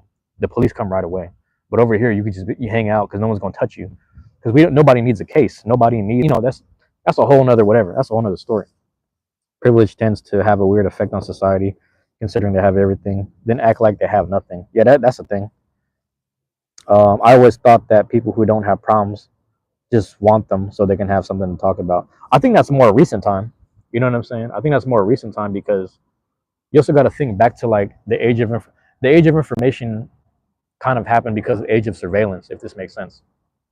So we'll kind of start at the end and then go backwards. Like, because we're so attached to our phones, it's like you're constantly like watching your favorite rappers come up and you're watching someone successful talk about everything they went through before they came up. So it's like you're constantly thinking like, damn, I gotta go through some shit to come up. It's like constant thing. Like we have so much historical things of like, whether that goes far back as shit Mike Tyson to fucking Allen Iverson to who else am I thinking about, bro? Like a DMX or a Kodak Black. Like you go down the whole line of all of our favorite rappers and athletes. They all went through some shit or they all didn't have shit and then they finally came up and finally have shit. And it's like, oh, it's God's blessing, thank God, yada yada, all this stuff. So I think because we're constantly witnessing that, people kind of want to say the same thing too. People start taking inventory on their own life and they start asking themselves like, well, what did I go through? Where am I at now? Oh, I went through all this. I guess I need to come up. It's like, no, you went through it just to know you don't want to go through it anymore, or you went through it to kind of just create who you are. You know what I'm trying to say? Like, there's no really right or wrong way to look at it. It's just, I just think certain people are internalizing that you have to come up, you have to go through shit. And then you're right, people are trying to put themselves through stuff. I had a friend like that. He used to sit in his gaming chair all fucking day. He used to live, his dad, he's half white and his dad is white. And I'm not saying this on no racist shit, but I'm just saying like his dad was like made sure that he was taken care of. Like, he made sure he took care of him and his sons, and he made sure that like his sons also learned their Vietnamese history because he was half Vietnamese. But he was so obsessed with sitting in his gamer chair, going on YouTube, learning about Bloods and Crips in Cali. This dude had the nerve to tell me like, oh yeah, Ice Cube wasn't real, and oh, this rapper ain't real. And I was like, they're not real. What? Like, they're not real because they're not in front of you, or because someone else had the nerve to talk shit about them? You know what I mean? Someone is talking shit about these other celebrities and these other famous people because they have real interactions with them and they really deal with them on a day-to-day basis in South Central. But it's like, you don't get to say that just because someone else said it. That's them saying it. But you see what I'm trying to say? That's them saying that shit. But that's like if I was telling you a story about someone from my neighborhood. That doesn't give you privilege to talk shit about them because I'm talking about them. I'm talking shit about them because I grew up with them and I know them well and I know that they should be doing better, type shit. But that doesn't mean that you jump on it too. Does that make sense? So people get carried away with shit like that. I forgot how we got here. My bad. Let me read the chat. Always thought that. Yep, read that one. Also, what game is you two playing? Oh, Beyblade. We're talking about Beyblade. It seems predominantly white. Let's not deny it. That's the thing too. Is like it's been that way because I remember I was watching my ex. She was Korean and black, but I was watching The Last Dance with her, Michael Jordan documentary, and she's looking at the crowd. And this is in Chicago. You know, it's funny because in the 2000s we knew when people think of Chicago, they think of the South Side right away. But she's looking at the crowd at the Last Dance films in the 90s. And she's like, oh, there's so much white people at the basketball games. And I was like, oh, that's like all sports. Like it's usually like white families that can afford tickets. It's the same thing with like hip hop shows. It's usually like white families that will buy tickets for the kids to go to see some rap. You know what I'm saying? Or like just go to concerts. Like a lot of people can't really, you know, from like whatever disenfranchised black and brown neighborhoods can't really, like you got to wait a whole year to get like a ticket or get lucky and get a ticket. Or like back in the day, I can't remember who it was. There was two rappers that visited. So you know we have Garfield High School over here in the hood, and there was two people that visited Garfield. I can't remember. There was a couple people that visited. There's a couple basketball players and historically, and a couple other people. But like Jin the MC from 106 in Park, he won 7 Freestyle Fridays in a row. Got a record deal with the Rough Riders. He visited Garfield. He was on tour in Seattle. There was a fan base up here. He visited Garfield. They took him to the black schools. He was just saying hi to people, meeting people, all that shit. And then like there was other rappers. Like I can't remember who blew up at that time. I don't remember if it was Fabulous or someone else. It was just rappers that would visit the area. But it's rare, like in this era, to see people do that. I mean, you still see it here and there. It's just kind of like whatever. People don't need problems. They need to travel and explore different cultures and customs. Open the mind, center the exactly. I believe that shit too, man. And that's what's funny because people will always talk about Seattle and Portland in relativity, and I was like maybe in weather, but it's like it's completely different culturally, man. Like it's literally 3 hours away and just a completely different like vibe and whatever. Like I could see myself living there on some peaceful shit, like, but it's also like me being away from my environment that raised me on some negative shit. So who knows? You know what I'm saying? That's some other shit. But also like back to what Chief is saying, Chief Bongo, just traveling the world, man. Some people do need to humble themselves a bit because one thing I saw in the Philippines, bro, is like we were climbing up this mountain to go visit this tribe of people in Side 4 in Mindanao. Side 4, and I forget, it's the Lumad people, I believe. The Lumad tribe. You can look this up. Lumad, Lumad tribe, the Lumad people. Over there, we met the chief, the Datu, and all that shit. But when you're going up there, they're like, yeah, we just got to be on our toes because these people are being ousted and, you know, genocidally fucked with by the actual army. So, you know, we just got to listen for shit. So as we're going up the hill, like, you know, the thing is when you're like over here, like, you know, in the streets or like back streets or whatever, it's a grid. Like you walk down the street, you might see some motherfuckers around the corner. You walk down the street, a car might pull up around the corner and start shooting. You walk down the street, a cop car could pull around the corner, harass you. You know what I'm trying to say? Like that type of shit is a thing. It's a grid. But when you're over there in the fucking jungle or like you're in different countries, the shit is just all around you. Things are just behind any tree anywhere. So people just navigate where they're constantly moving on a place. Like, or if you're going this way, they're going behind the next tree. They're going behind the next tree. They're just moving a certain way. But it's a more circular thing. You know what I'm saying? So that was my biggest takeaway when I went out the country. Was like I was so used to like worried about street beefs, if not the anxiety of running to someone in the street that I might have to go head up with, or someone that's gonna talk shit. Like I just know, like if I go down this block, I know I'm gonna see some motherfuckers over here. If I go down this way, if I go on this back street, I know I'm gonna see some people. But it's like it's a square grid feeling. But again, you go out the country, they start talking that real these tribes versus the armies type shit. It's like, oh yeah, that shit is all around you. You could happen at any moment. You can get sniped. A rifle can start spitting at any moment. You gotta calculate right away. You know what I'm saying? That's the way that they live, and it was normal to them. Or somebody just run up with a fucking sword, some random ass shit. Like it's just crazy. Like, you know what I'm saying? But that's just like that's what I'm saying. Like that's excuse me, that's the beef side of stuff. That's like the beefing. That's the violent side of stuff. But like, yeah, just go out the country and go taste some food, man. Fuck that shit. Go taste some food. Go to Jamaica. Jamaica got everything figured out. I never been to Jamaica, but I swear to God, you go there, everybody over, they know how to sing, dance, cook. shit, they got shit figured out. Like Jamaicans got life figured out, bro. Let's not front. Like think about it, bro. They got some of the best musicians. You know what I'm saying? They be making some of their own clothes, some of the best fabrics. You know what I'm saying? They got the best food, best music. They be dancing and singing and everything. They just freestyling. They don't even write shit. And they probably got the best weed too, low key. They're probably just over there just like homegrown. You know what I'm saying? Like that's what the Jamaicans say is like you guys grow your shit with GMO sprays and shit. Over there they just let the rain, like the actual tropical Caribbean rain, grow the shit. You know what I'm saying? That's what that is, man. Marvin, what's going on? Marvin, is that my guy Marvin from the islands? Is that the same, bro? I just got done talking about Jamaica and then you showed up. Hey, if I just got done talking about Jamaica and that's the same Marvin from the islands that showed up, man, God is good. That's a sign right there. That's him. That's him. There he is. There he is.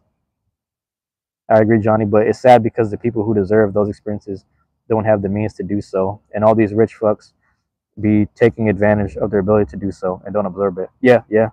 People going to Japan or Korea or whatever, like every other month, and it blows my mind. Absolutely. It's fucked finding the good. My bad. The good and the bad is getting harder and harder. You know, it's kind of interesting because I guess to that note, I hate to say it, man. Sometimes like see, the thing is like back to experiences, right? Uh, I grew up with a certain like house. My bad. Yep, Jamaica. I grew up with a certain type of like household and familiar like family, like you know, growing up type of trauma. So it's like anyone that went through that shit probably would have the same amount of depression I went through. I kind of worked through it though. I'm kind of past it. Look, I don't know. Like, it's hard to explain because it's like I should be bogged down with depression and sadness, but at the same time, because I seen, like for example, like my grandpa, he inflicted that type of trauma and sadness on me because he would like he would destroy the toys and the video games I had because he thought they weren't valuable. You know what I'm trying to say? He would just destroy the things that we enjoyed as kids because he thought they weren't valuable because he lived such a rough life. He was like, nah, this is some bullshit. Go study and do some other shit. I was like, damn, he fucking up our shit. So he used to piss me off. But at the same time, I seen this guy work his ass off, and I knew that he was also a 8-year-old, 9-year-old kid that had to, you know, the Japanese soldiers in the Philippines were forcing him to stuff bodies in crates. Like this is a guy that I understood. Like as a kid, he's telling me these stories, like no filter, just tell me straight up. Like he's like, yeah, I was like a little bit younger than you. If I was close to your age, I wasn't even double digits, and they made me. They knocked on my mom's house up in the mountain. They said, "You have any men in the house?" I said, "We just got this boy." They dragged me out. They took me all the way down to the bottom by the water. We had to stuff bodies in crates and shit. I was like, "Damn." He said, "Yeah, one of the bodies we stuffed in there, he was like the Mr. Rogers of the neighborhood. He was like the nicest guy in the area."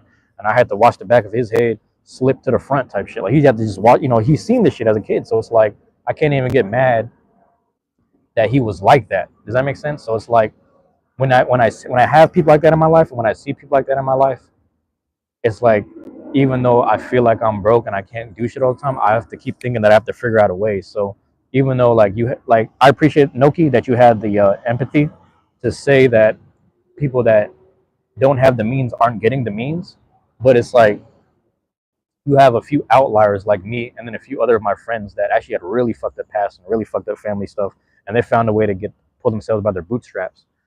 That's what I'm saying. I do agree with the second thing you said, where you said finding the good and the bad is getting harder and harder. That is a tricky one too, because it's like I can sit there and say, looking back, growing up, me and some of my friends I grew up with, that shit, like we were able to, you know, kind of. That's what I'm saying. Like that's why I hate the phones and the age of information, because you're looking at some information outside of yourself. If you look at your own family history and you see the strength and, you know, the word resilience, the strength and resilience within your own family history, you'll see that you have it within yourself to keep that going and push that forward. But because we're so distracted looking at how someone else made it or how someone else went through some shit and how they're making it do, you know what I'm saying? We think that we have to follow that script, and it's like that has nothing to do with your own DNA and your own timeline and your own specific, like where you're at in life right now, where your family is, right? You know what I'm saying? So it kind of removes you from that. So that's why like it's tricky, because there is like people that's also why you see people down south making, you know, they're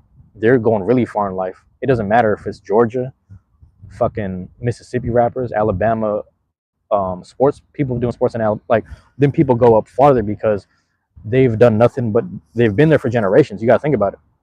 A lot of those families have been there for generations. So like they're really reflecting and meditating on their own life, and then they're taking hold of it in this era right now and just making it work for them. And then the whole world kind of sees it too. They're just like, yeah, these people in them states, they probably really went through some shit. Like you live next door to some fucking rednecks and some people that are they're willing to kill you if the lights go off type shit, you know. So it's kind of tricky. What's going on, Roscoe? So you know what I'm trying to say? Like it's a whole thing, man. It's really interesting when you said that like it's getting harder and harder. I do believe that though, man, because I think people are looking outside of themselves. They got to go back to looking back within. Back to what Chief said. You got to go outside. You got that's what I'm saying. That's the tricky part. You almost got to leave and see some shit for yourself. Like those people that were in Philadelphia and they went to New York and saw New York City. You know what I'm saying? Like people that were living in fucked up parts of whatever, Philly and Baltimore, and they're like, I'm gonna go to New York City because it's nearby and just see some shit. It opens something in their mind. They're like, okay, boom, start seeing shit differently. You know what I'm saying? Black Thought is a good example of that. Black Thought is a dude who's really in the streets trapping. He's really out there just doing his thing. If I remember correctly, he sold crack to his own mom because it's like, you know, if she don't get it from me, she gonna go down the street get it from someone else that's less trustworthy. You know, he had to do that type of shit. But again, that's one guy that like stayed on his path. You know, he stayed on the low, whatever. And he, you know, you listen to the roots. He don't say nothing negative necessarily. You know what I'm saying? He just saying shit. He just keeping it. You know what I'm saying? That's Black Thought right there. But you got you. There's like, it's interesting because it's like, oh, that's what I was going to say. The age of information exists because of the age of surveillance, and the reason why I'm saying that is because like if you go as far back as like I grew up in the '90s, so we had National Geographic, and then we also had Animal Planet, and we were just observing nature without experiencing it. So there was surveillance in nature that let us experience nature, if that makes sense. So that's what's happening now, where you have everybody has a phone now. So now the phones are brought into the neighborhoods and phones are brought into different cities. People are like on a yacht filming themselves. People are doing weird shit like, but it's just terrible, man. There's like so many random like sex tapes that exist places. People just filming random like amateur shit. You know what I'm saying? Like weird shit. Everything is being surveilled, bro, which is kind of funny, but it's goofy, and it's just kind of just happening. And yeah, we live in the age of surveillance. So then everything keeps on getting documented and recorded, and then it becomes information. So now we're in the age of information, where it's just like, oh yeah, there's a video of this. There's a John F. Kennedy video.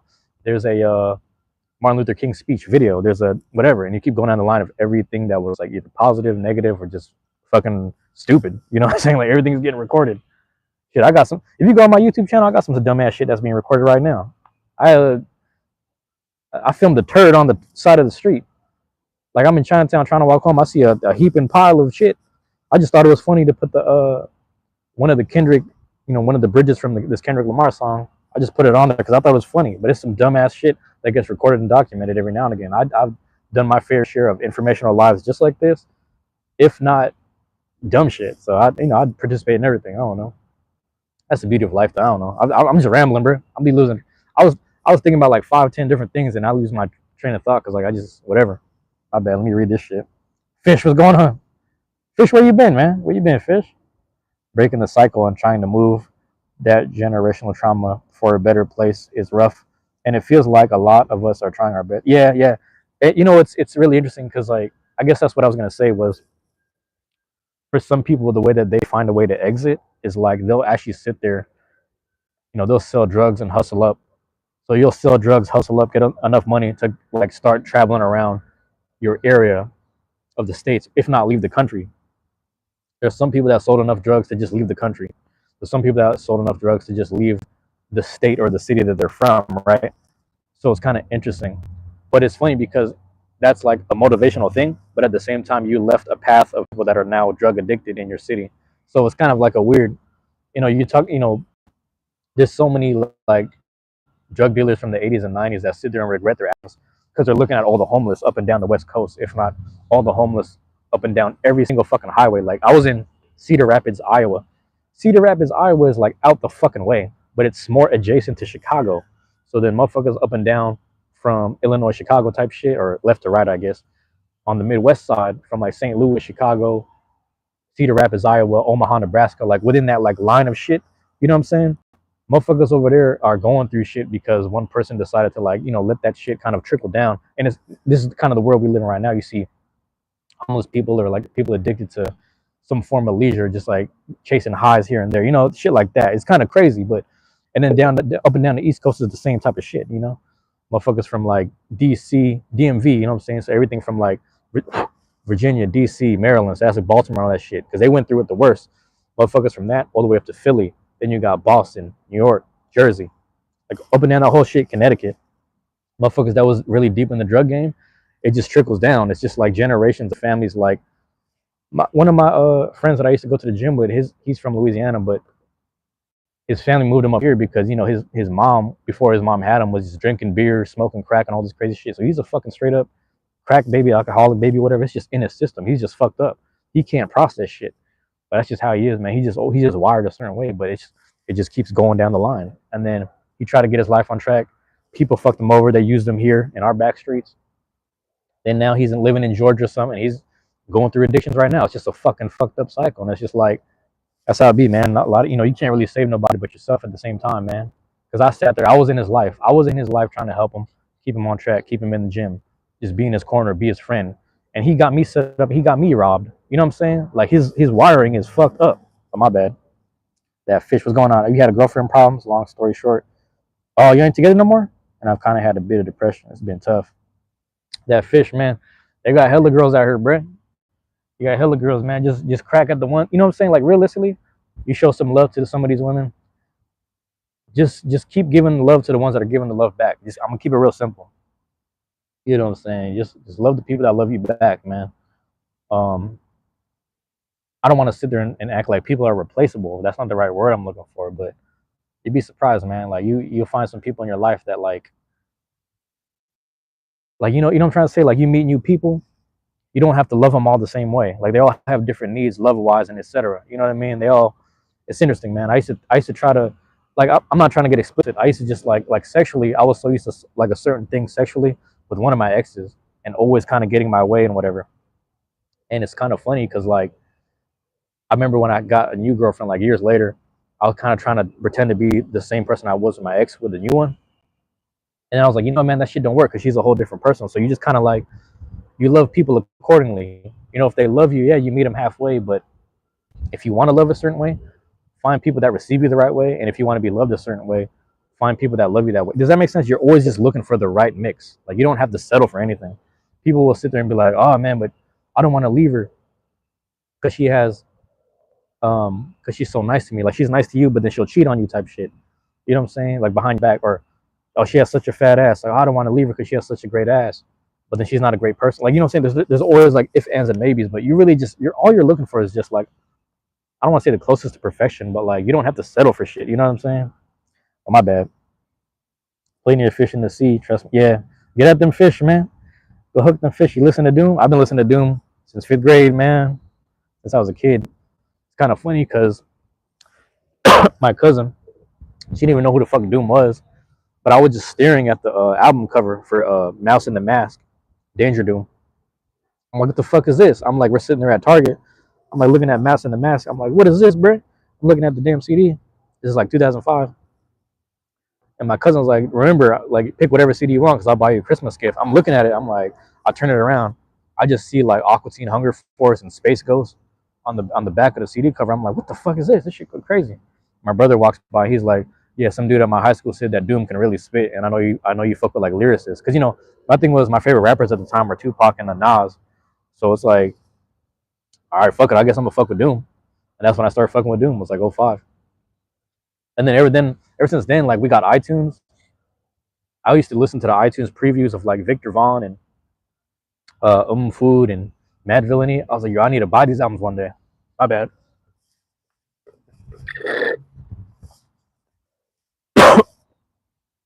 Yeah, man. R.I.P. to Doom.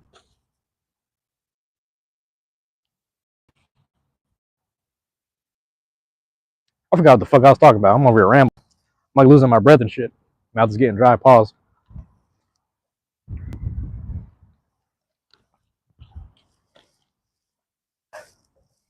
Yeah, man. Ooh, my bad. Like move shit. Oh, my bad. I gotta read this. I'm in that kind of phase in a breakup where you're on a blanket and eat ice cream. Oh, ice cream like movie shit. After he died, he finally got his million like consistent monthly listeners, which made me sad. But nonetheless, as long as his family is making the money and not like Stone's throw. No offense to whatever, but you know what I'm trying to say. Yo, Loki, I might have did the piss. My bad.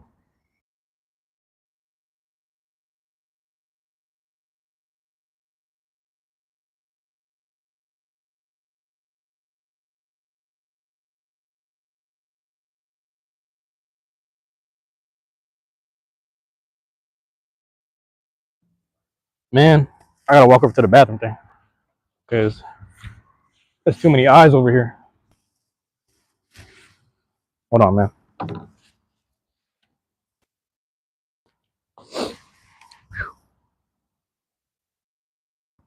I was really about to piss by the tree, but I'm gonna walk over to the bathrooms at the park, and then I'm gonna shut the camera off. Still gonna go. Shut the camera off, hit the mute. But yeah, Doom, man.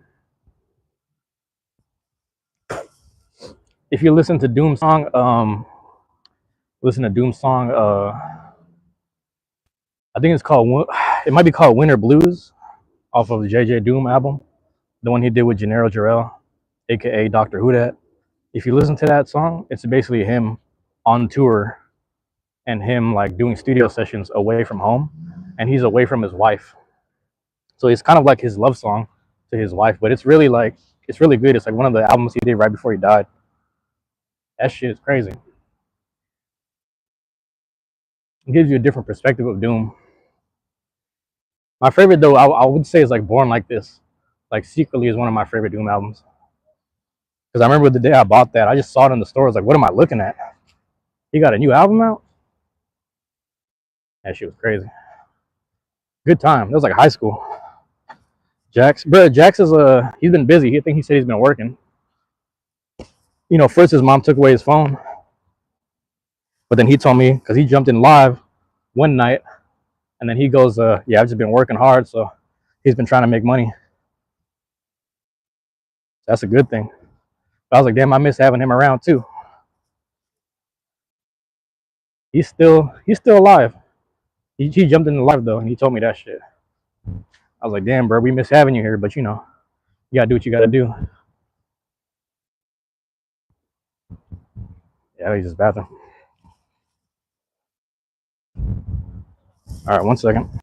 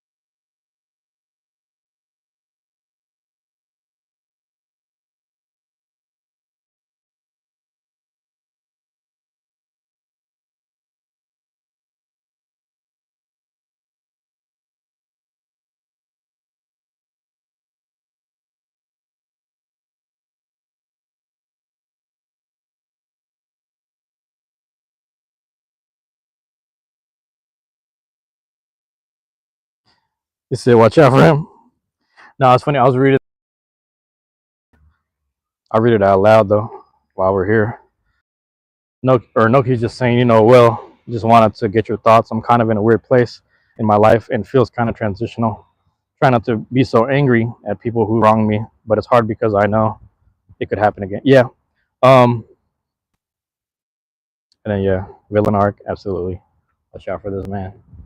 Um. I'm in my villain era and I hate it because I was never this bitter, but I'm tired of being stepped on. or treated poorly for no reason. I'm just trying to live, man. Fair, yeah. You know, it depends. Like,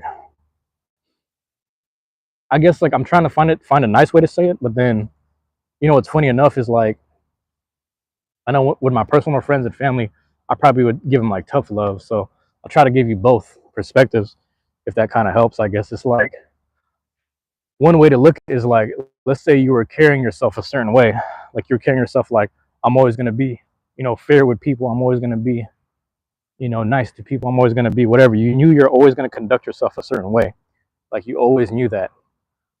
And then it takes a few people to piss you off or violate your trust for you to change your ways, then maybe you weren't that strong in what you were doing in the first place. You know what I mean? So if that's what it kind of stems from, then maybe you have to rethink like why you're doing what you're doing, if not how you're doing it and what you're doing it for, if that makes sense. So it's funny because like I'm not a religious person, but often I'll come across people who they exercise faith a lot. You know what I mean? So like I'll give an example. There's an interview with Earthquake the comedian, and he sat down with Neil Brennan. So Neil Brennan was the co-writer for Chappelle's Show. So Earthquake is actually one of the legends of DC, Washington DC. He's a legend over there that a lot of people that are from the DC area, they knew about him, including Dave Chappelle. So that's why it's cool that Neil Brennan and Earthquake sat down together, because their connection was Chappelle. One of the things Neil was talking about was he said, do you ever feel bitter that you knew you were always this nice and you've always worked crowds really well, but no one respected you because you weren't on the level of Chappelle? Does that ever bother you? He said, no, because everyone that knew just knew, and I was just doing things at my own pace anyway. And he goes, I forget exactly how he said it. Maybe you should watch the interview. Maybe you should watch the interview yourself. Don't listen to me. But he goes something like, he said, yeah, I mean, the thing about it is like when you have faith and you exercise faith, like you just like when you go through all the bad shit, you just know you're gonna get through it. You know what I'm saying? People violating you, a bitch cheating on you, etc. Whoop-de-wop. He said, you going through all this, you know it's gonna get better. You don't know when, but you just know it's gonna happen. And maybe that blind faith just got me to this point where it's like 30, 40 years down the line, here I am. You know what I'm saying? And sometimes you feel that way where it's like, that's like the faith religious side, I guess, of things, because that's who he is. But I will say another podcast I watched, someone brought this down, and this kind of relates back to like the whole this relates back to what we're saying about the phones and having so much information. Is you're back? Oh, welcome back, man. Also, I might lose reception up here, so let me know if it gets a little choppy. There was who the fuck did I listen to? It was like Andrew Schultz and Charlamagne. They were talking about Brilliant Idiots. They were talking about what it was like back then. My bad. Oh shit, 20%. Oh, we're good. Let me know if it gets choppy. So he was saying something about they feel bad and they have pity on people that are trying to make it in the industry now. You know what I'm saying? You were in a slideshow. Let me know if it happens again. All right, let me know. As a matter of fact, I should flip the camera because there's so much light behind me. So he goes, it's funny because now there's so much stories and there's so many like, roads to success, if you will. There's so much examples of it that people feel like things have to be made right away. Also, the amount of money that's been given, things are being made right away. So they were saying like back then they would make some money. Careful with doxing. Oh yeah, I'm cool with that. I'm cool with that. The thing is, like, I guess in this neighborhood too, it's like I know too many people, and like everyone kind of knows when things get off kilter or whatever, So I'm okay with. Yeah, you get what I'm trying to say. Like I'm good. Not a good way or a bad way, but I'm good either way. But anyway, he's like, yeah, we used to live in these like 1-bedroom or like these studio apartments. And the thing about it is like when they used to live there, it would take so much money away from them because they lived in like New York City. So it's like, yeah, you would make like $50,000 or $10,000, but you knew a lot of that money would go to your agents. It'd go to certain taxes. It'd go on to pay off a credit card. It'd go to all this shit, but they would be so happy because the mindset was a mindset of abundance, if that makes sense. The mindset came from like the delusion of like, man, I made 10,000, even though you're only taking $10 out of it. Does that make sense? Like they'll sit there and just be appreciative of that shit. So there's a bit of delusion that almost has to go. Delusion, if not faith within yourself, faith in oneself, of just understanding like, yeah, this is gonna work itself out. You know what I mean? Just understanding that, just knowing it and understanding it. Like, yes, there's a little bit of like, it's always good to put a little bit of brain power and thought process into it because, you know, you also don't want to get like blindsided by like mistrust or someone, you know, I don't know what the word is, like someone taking advantage of you or whatever. You know what I mean? Someone taking advantage of your kindness or whatever. Like you almost know that that comes with it. Like that's, you know, again, I'm not, like I said, I'm not religious. I didn't grow up in the church, but the whole story of like even like Jesus knowing that he would been betrayed, like that's fire. Cause it's like you be knowing people, like people in the hood will say that shit all the time. There's people growing up in the hood that'll go, um, oh, I know, like, as much as I'm doing all this shit, there's somebody that's gonna turn their back on me, whoop de wop, do all this shit.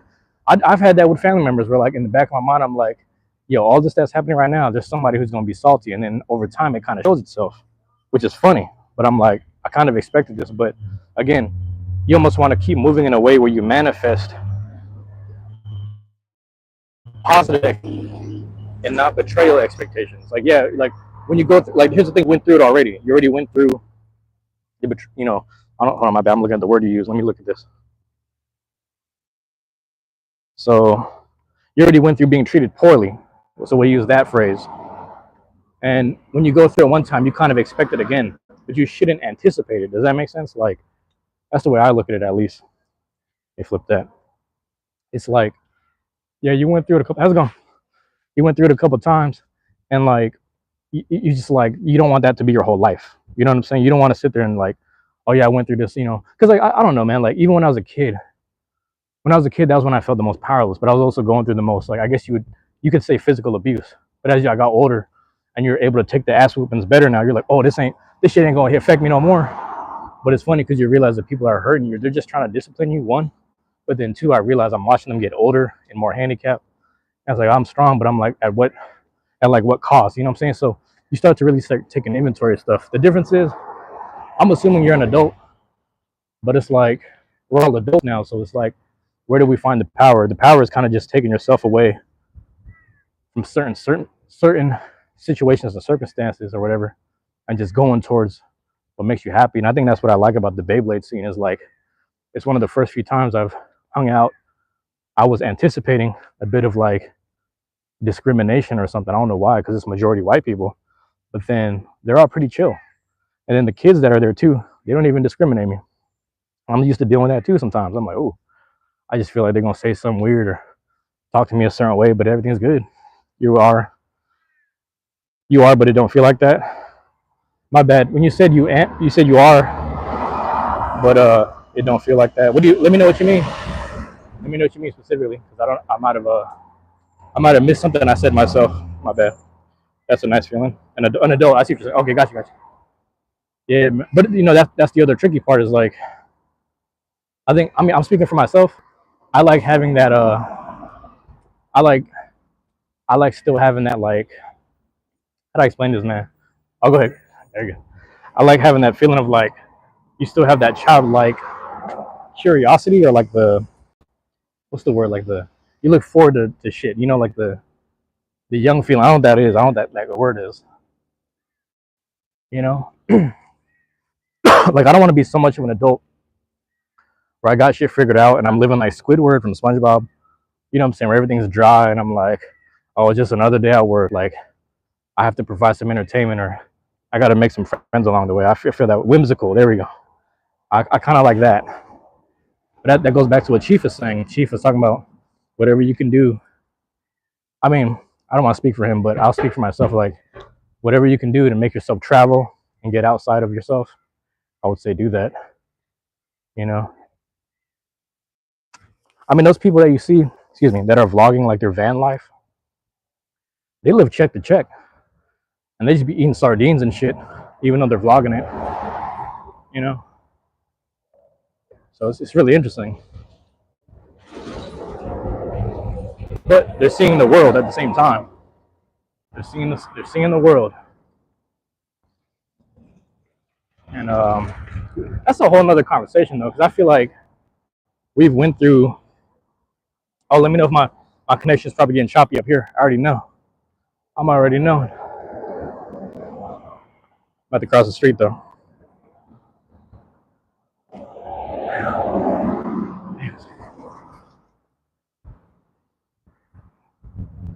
I'm across the street right here. Yep. Yeah, that shit is interesting, man. It's like it's just a real simple like. I just believe in myself. Like it's just one of those. Even if you're going through something negative or you feel like you're running into a wall at the moment, you're doing things you don't want to do. It's like, hey, man, this is momentary, but always remember that in between, the song of life or whatever, the song of your life, short or long, however you want to keep going with it, is based off of when you take the breaths. You know what I'm saying? There's people that just scream and yell and sing at the top of their lungs their whole life and they lose their breath early. They live fast, die young kind of thing. You know what I mean? There's that. There's a bit of that. And then there's people that just kind of know, like, some days I don't feel like singing. And sometimes simply being honest with yourself about, like, some days I don't feel like singing. That's the days you take your breath. You start, taking those moments and making it intentional. You know what I'm saying? That doesn't mean you make depression intentional. It just means that, like, oh yeah, depression would be, times I normally just sit there and sulk a bit. Instead, you don't look at that sulking no more. You just kind of say, hey man, I know I need a break.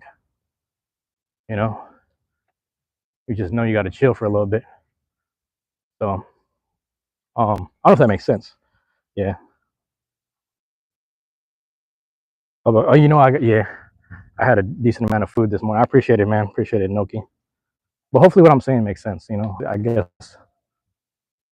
Yeah. Let me know if I'm saying too much.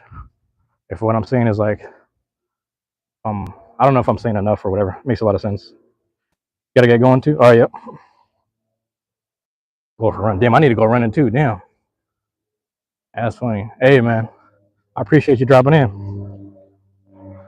I'm just chilling right now. I'm gonna keep doxing myself for the next couple minutes out here, and then yeah. Good to hear these. Yeah, man. I appreciate you asking it because it's also good for me to kind of speak about it out loud. It's a good reminder for myself. You know. Actually, what's funny is yeah. What's kind of funny is like I said this a long time ago. I guess I'll say it again. Is like the lives were always good because it kept me accountable. I used to do the same shit, or I guess the same thing, like just as a straight up audio joint. And the thing about that was like when I did it as audio, it was just me talking to me. There was no interactions, I guess you would say. But because there's no interactions, there was less accountability. But yeah, Noki, take care of yourself, bro. Appreciate it, man. Appreciate it. So here at least I get like some sometimes I get goofy rebuttals and negative ones, and I like to entertain it. I think it's funny. You know. I don't think it's healthy, but I think it's funny. Yeah, you saw it? Yeah. It's funny because like I don't know, I gotta stop using that word. Like everything ain't that funny, but it's interesting. I'll say it's interesting because it just kind of worked out. It worked itself out. Actually, my friend last night was asking me like, "Are you monetized? Are you?" I was like, "I'm not even there yet." I was like, "I'm getting there." Take care. Oh, my bad. Yeah. So there's a certain back street where it gets choppy. We'll see if it fixes itself. Let's go. So we'll see. I'm just trying to walk. I gotta walk in the shade so I can get that 120 mark. That 2 hour joint. Oh damn, that's why. I figured it out. I gotta put the phone in the shade of my own shadow. So that way it's like not overheated. It's not even that hot today, really. Might be the hottest. Yeah, tomorrow goes back down in temp. Yeah, I'm rambling. But yeah, of course, man. I appreciate you too, man. Thank you for dropping in. It's funny, like right before you jumped in, bro. I was about to just end it.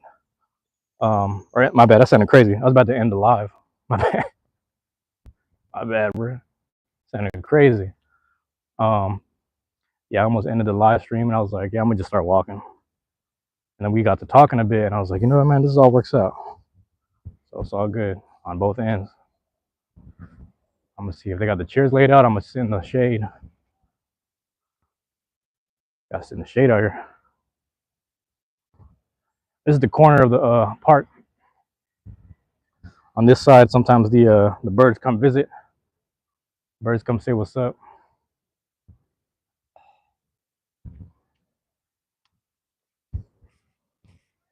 Yeah, damn. I don't know if these people are leaving or. Dang, my bad. Now that we're in the fucking whatever, I'm gonna sit over here.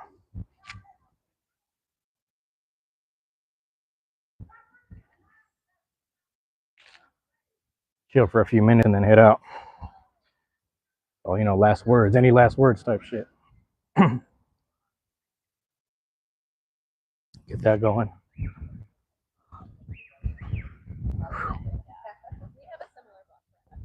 Oh shit. Okay, this is the purple. Ours isn't like that. It doesn't have these. Man, let me post up. I do need some water though. I might chug that shit.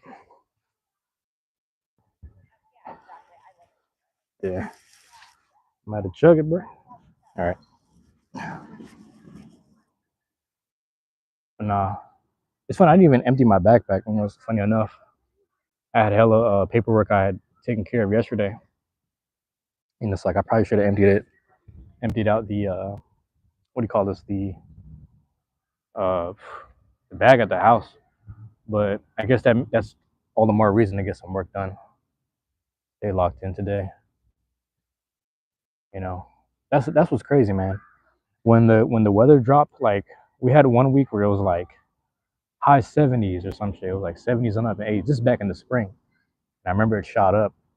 I was like, yo, it's warm outside. I feel the need to be outside. I started walking around. I got on live stream. I was knocking out these live streams. I had good weather.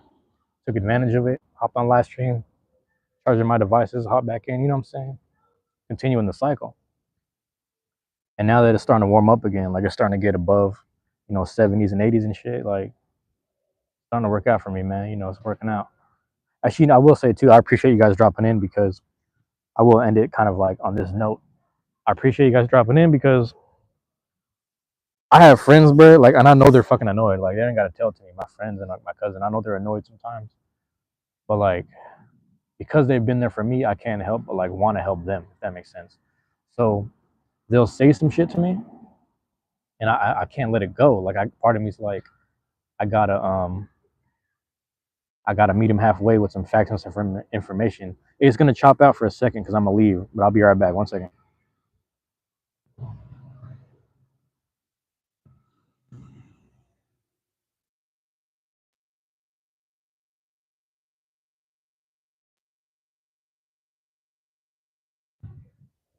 All right, I think we're back.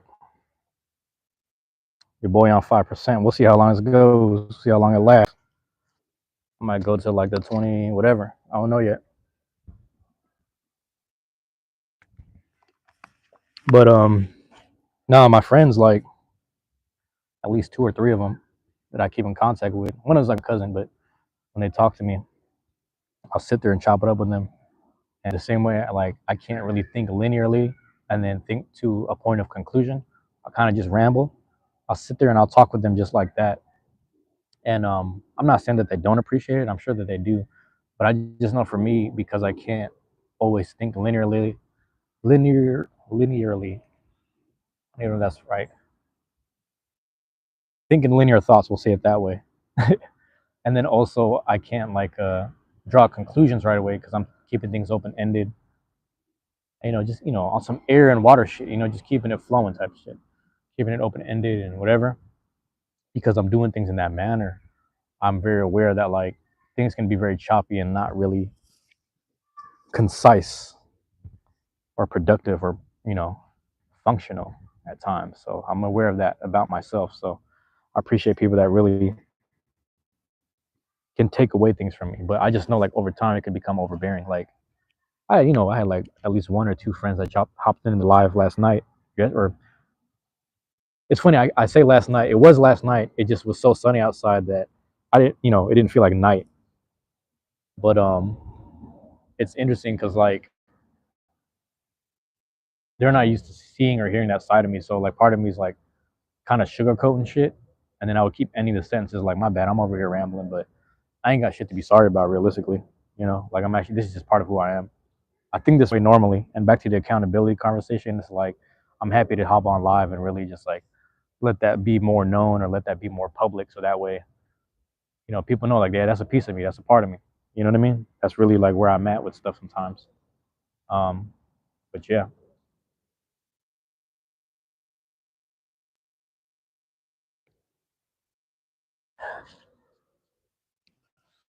yeah, man. Chronic, shit crazy right here. Let me check this, man. I got hella messages.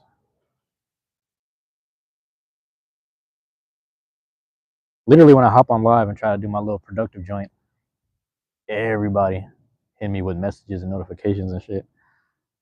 But yeah, well, I'm at 2%. There it is, man. I might have to end it right there. Hey, man, remember, love y'all, appreciate y'all, bro. Peace.